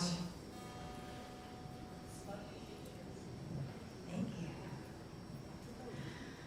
Well, it is quite an honor to have all of you in this place. I can feel all of your energy.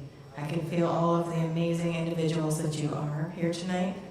Every single one of you loving and loved by Anne, and inspired by Anne, and I'm sure you inspired her as well. I want to bring up some guests that I met through Anne. I told you the story earlier about how she whisked me off at 16 to the People's Music Network and exposed me to the world of folk singing and songwriting and activism.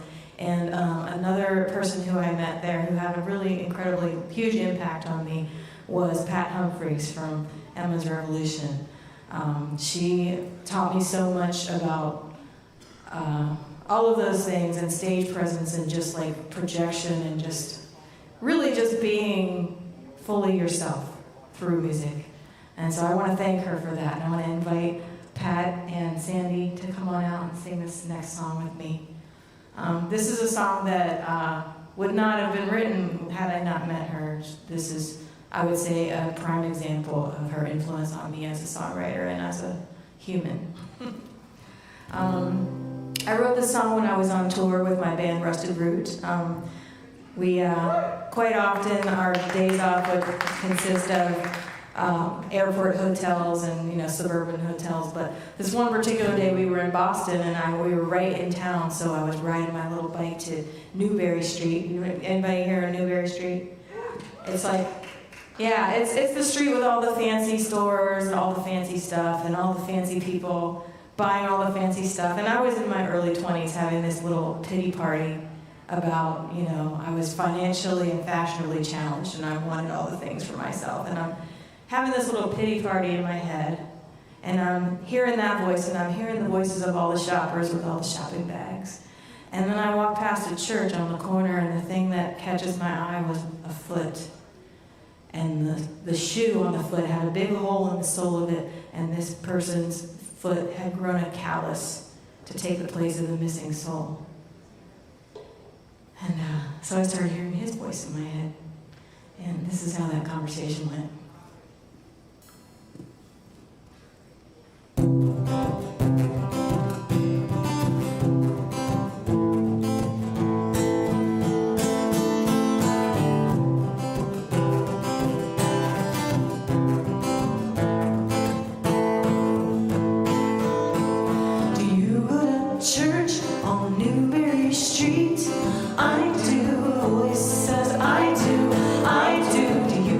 Sleep.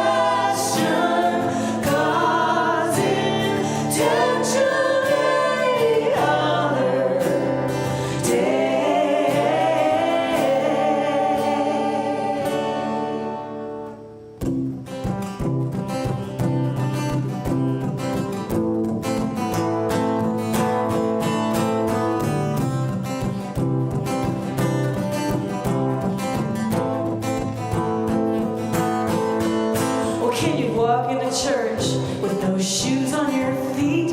That's a damn good question, but I have several pair. Could you possess everything on this street?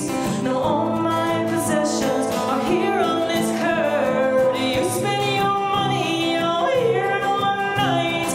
I do, I certainly do. Do you think it costs money to get to the light?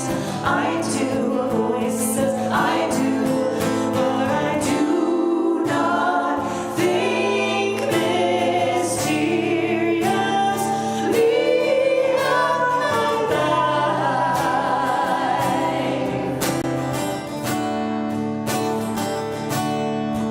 And I do not question God's intention any other day.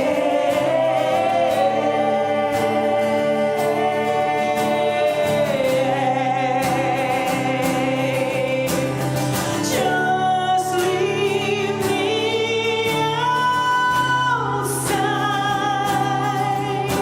It's better anyway. I get over life straight from God myself, and I do not question God's intention anymore. No,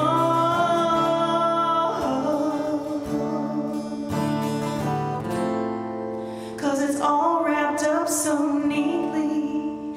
It all makes sense forevermore.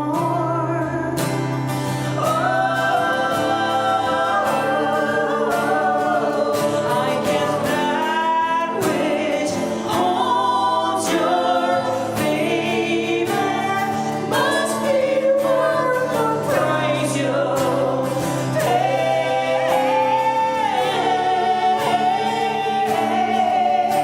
So do not question God's intention for another day.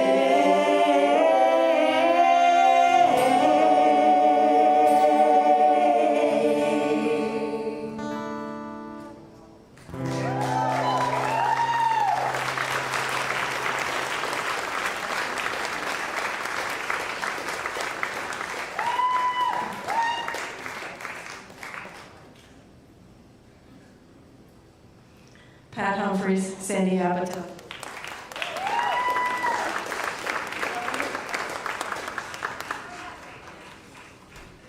All right, next I'm going to bring out my collaboratrix. But first I'm going to unplug this guitar, the heads up.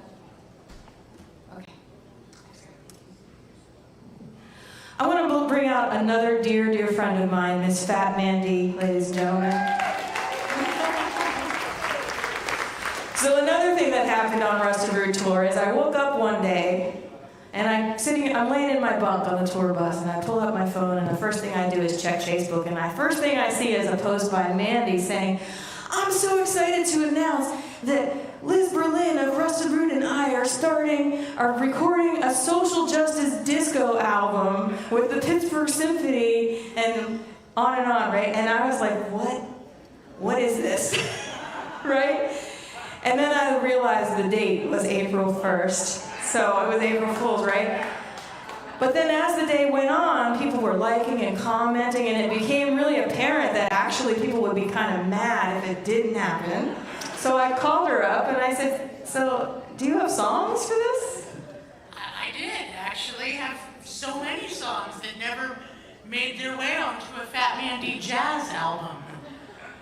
Cheerful little ditties like Fourth Reich Horizon and #BigBrotherIsTrending. It's like it just never fit into a cocktail set, you know? So I told her, I said, we're opening our new venue upstairs, the Fun House. It's a smaller venue. And I said, our first gig's in a month. And here we are. We released an album with 60 of our greatest friends and collaborators from throughout the Pittsburgh musical and cultural community. And so the songs that you're going to hear tonight, the first one is an original, lyrics written by Phat D. And you'll hear the backing track, but it's not karaoke, it is our actual band. So you'll hear the best of Pittsburgh musicians, and you'll hear also a verse by our good friend, Big Jess. I feel like when Bob Dylan plugged in, like his... Yeah, this might be slightly sacrilegious. And it was actually the CD release party for that event. It was the last time I got to see Anne on this mortal coil. She was right here on this stage. And when Pat and Amy and they were all singing, it hit me because something about Amy's voice just triggered that memory. And I was like, oh my God, the last time I saw her was right here. So this is very special. Thank you all so much for coming out and celebrating the life of this incredible Hellraiser. She was absolutely phenomenal. This is such an honor to sing for her. So, Evan, darling, if you will boot up our band.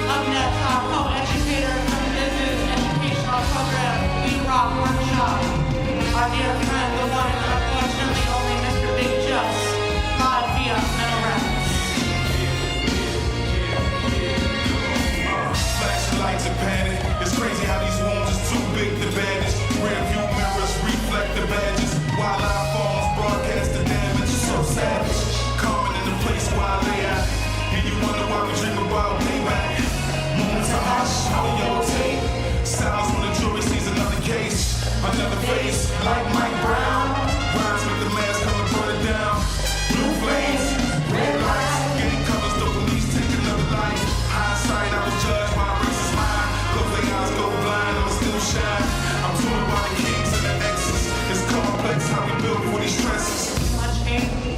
much fear, conflicting truths up in the near, alternative paths interlinked, drown us all in love. They rectify the past to fit the truth into the narrative, deleting footage of the death on persons will take over. Big Brother is trending. Big Brother is trending. Big Brother is trending.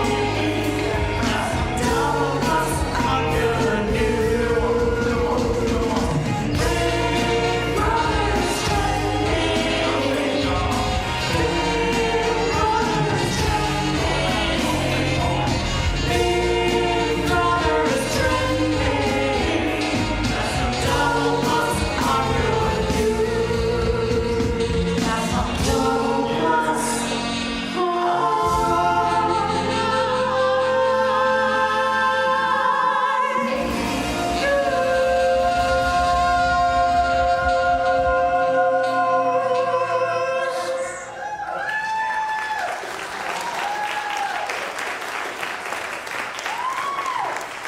Thanks so much. So this album would not be complete without some Ann Feeney. I think you'll agree. We chose this song. Do you want to tell us why we chose this song? I mean, I just chose it because I had a crush on her, and I thought we should do one of her tunes. You know, I was 15 or 16 the first time I saw her at a Cannonsburg hospital workers strike, and I just remember, like, we didn't even have lithium-ion amps back then. What was she playing the guitar through? Was it a battery from, like, a car battery hooked With into her the amp on her back. on her 105-pound frame? Like, it was amazing, and she was so powerful, and we couldn't do a protest record and not have an Ann Feeney. We couldn't be Pittsburgh singers in Pittsburgh and not have an Ann Feeney song on it. It just felt wrong, so. We were so honored that she gave us her blessing to put this song on the album. Was it Caesar Chavez, Rosa Parks, or Dorothy Day? Some say Dr. King or Gandhi set them on their way. No matter how your measures are, It's pretty plain to see that if you've been to jail for justice, you're in good company. Have you been to jail for justice? I want to shake your hand. You're sitting in and laying down our ways to take a stand. Have you sung the song for freedom or marched that picket line? Have you been to jail for justice? Then you're a friend of mine.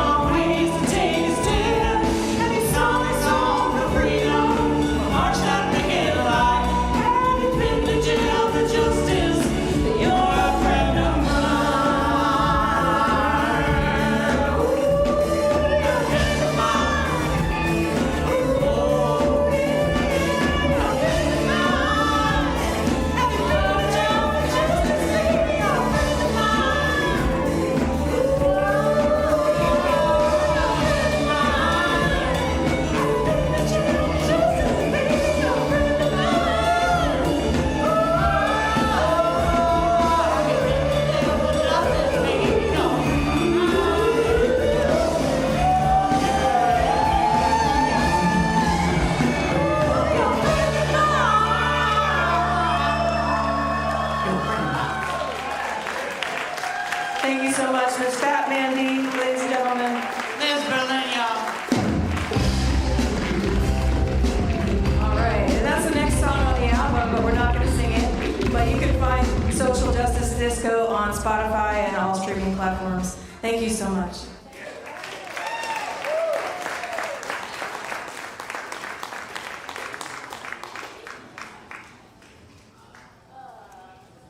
Let's hear it again for Liz Berlin and Fat Mandy. All right, it's time for the big finale. Who's ready for the finale? Thank you so much for sticking around. If you didn't see, there's a table out there full of Mom's t-shirts, button collection, buttons that were hers, buttons that she collected. Anyway, it's all up for grabs. There's CDs, there's books, there's DVDs, there's all kinds of stuff, and we really don't want to take it all home. So if there's anything that you want, please take a little piece of her with you. And yeah, thank you again so much for being here. You've been such an incredible audience.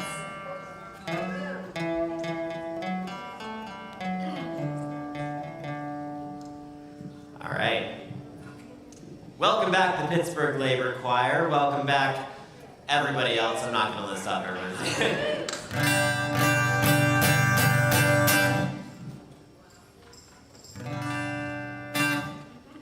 And no more talking. We're just going to sing.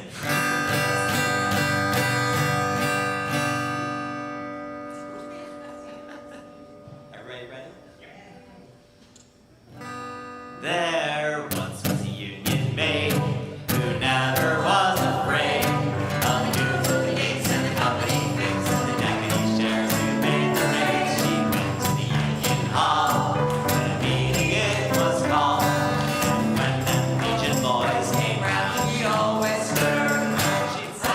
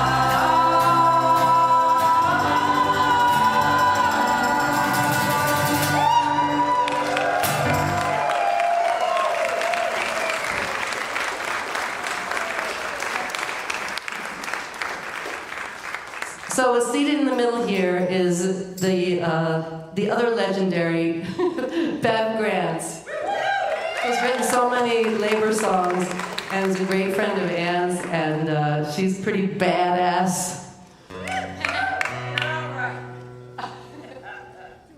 And we're gonna do War on the Workers.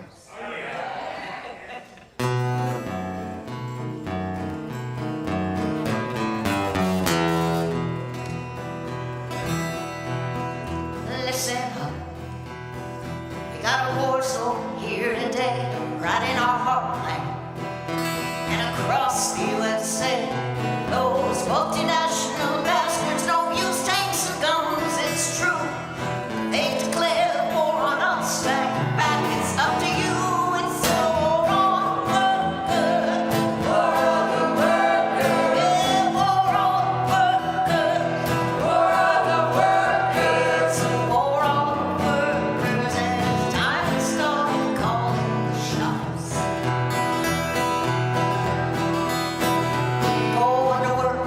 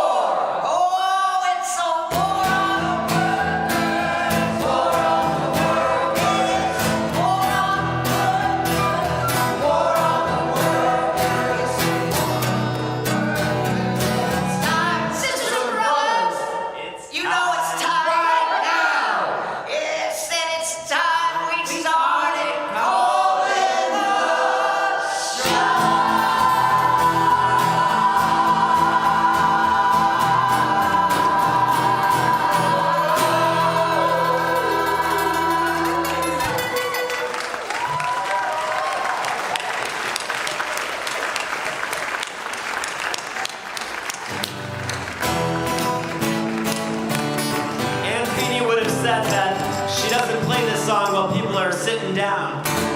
So please stand as you're willing and able. Well, the inspiration through the workers' bloodshot.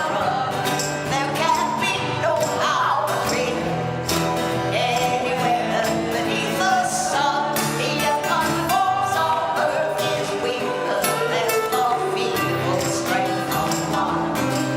'Cause the union, yeah, the union makes us strong. Sing it with us now. Here we go.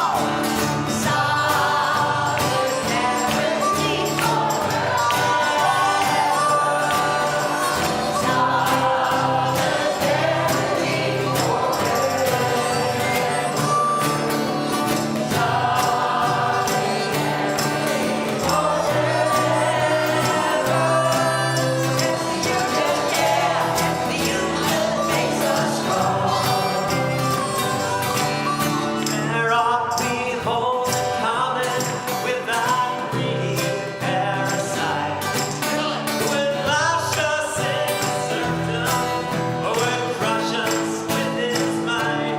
Is there anything left for us but to organize and fight? 'Cause the union, yeah, the union makes us strong. Come on, everybody, let's sing it.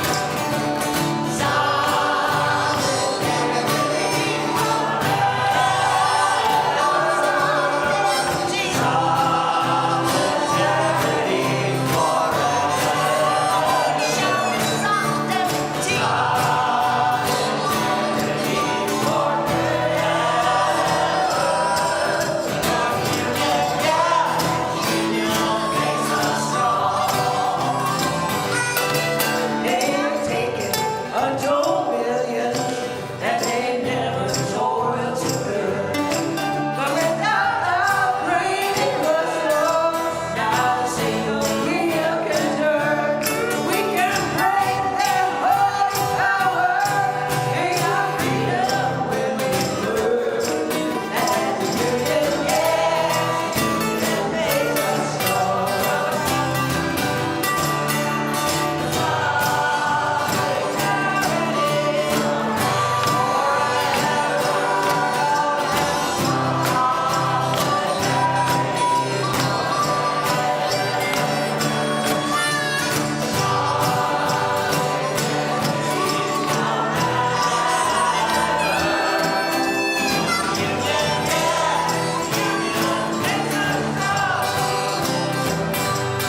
In our hands is placed the power greater than their holy gold, greater than the light of armies, magnified a thousandfold. We can bring to birth a new world from the ashes of the old. Because the union, yeah, the union makes us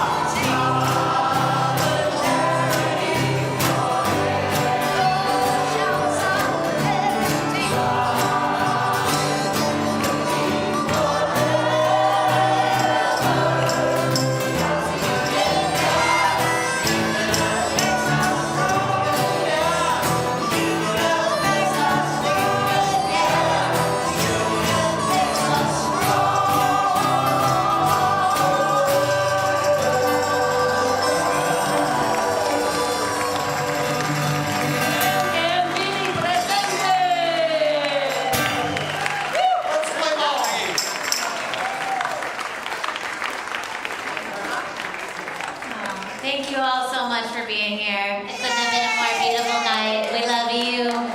Drive carefully, take home some Aunt Feeney merch, and go out there and fight like hell.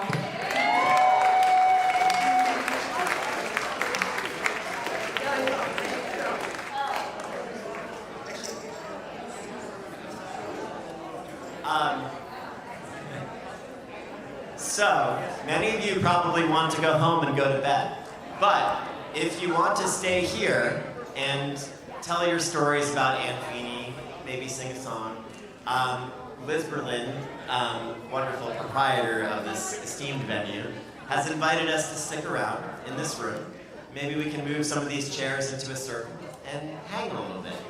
So head out if you're heading out, and stay if you're staying. The bar is open. Tip your bartender. And feel free to stay a little bit and chat with each other and share a little bit more. Thanks so much for coming. And Feeney presente. And the Ann Feeney Community Thrift Store is still open. And if all these t-shirts do not go home with you wonderful people, they're going back to my dad's basement where they do not belong. So please, if you like something that's hanging up, put it on your body and take it to the next protest.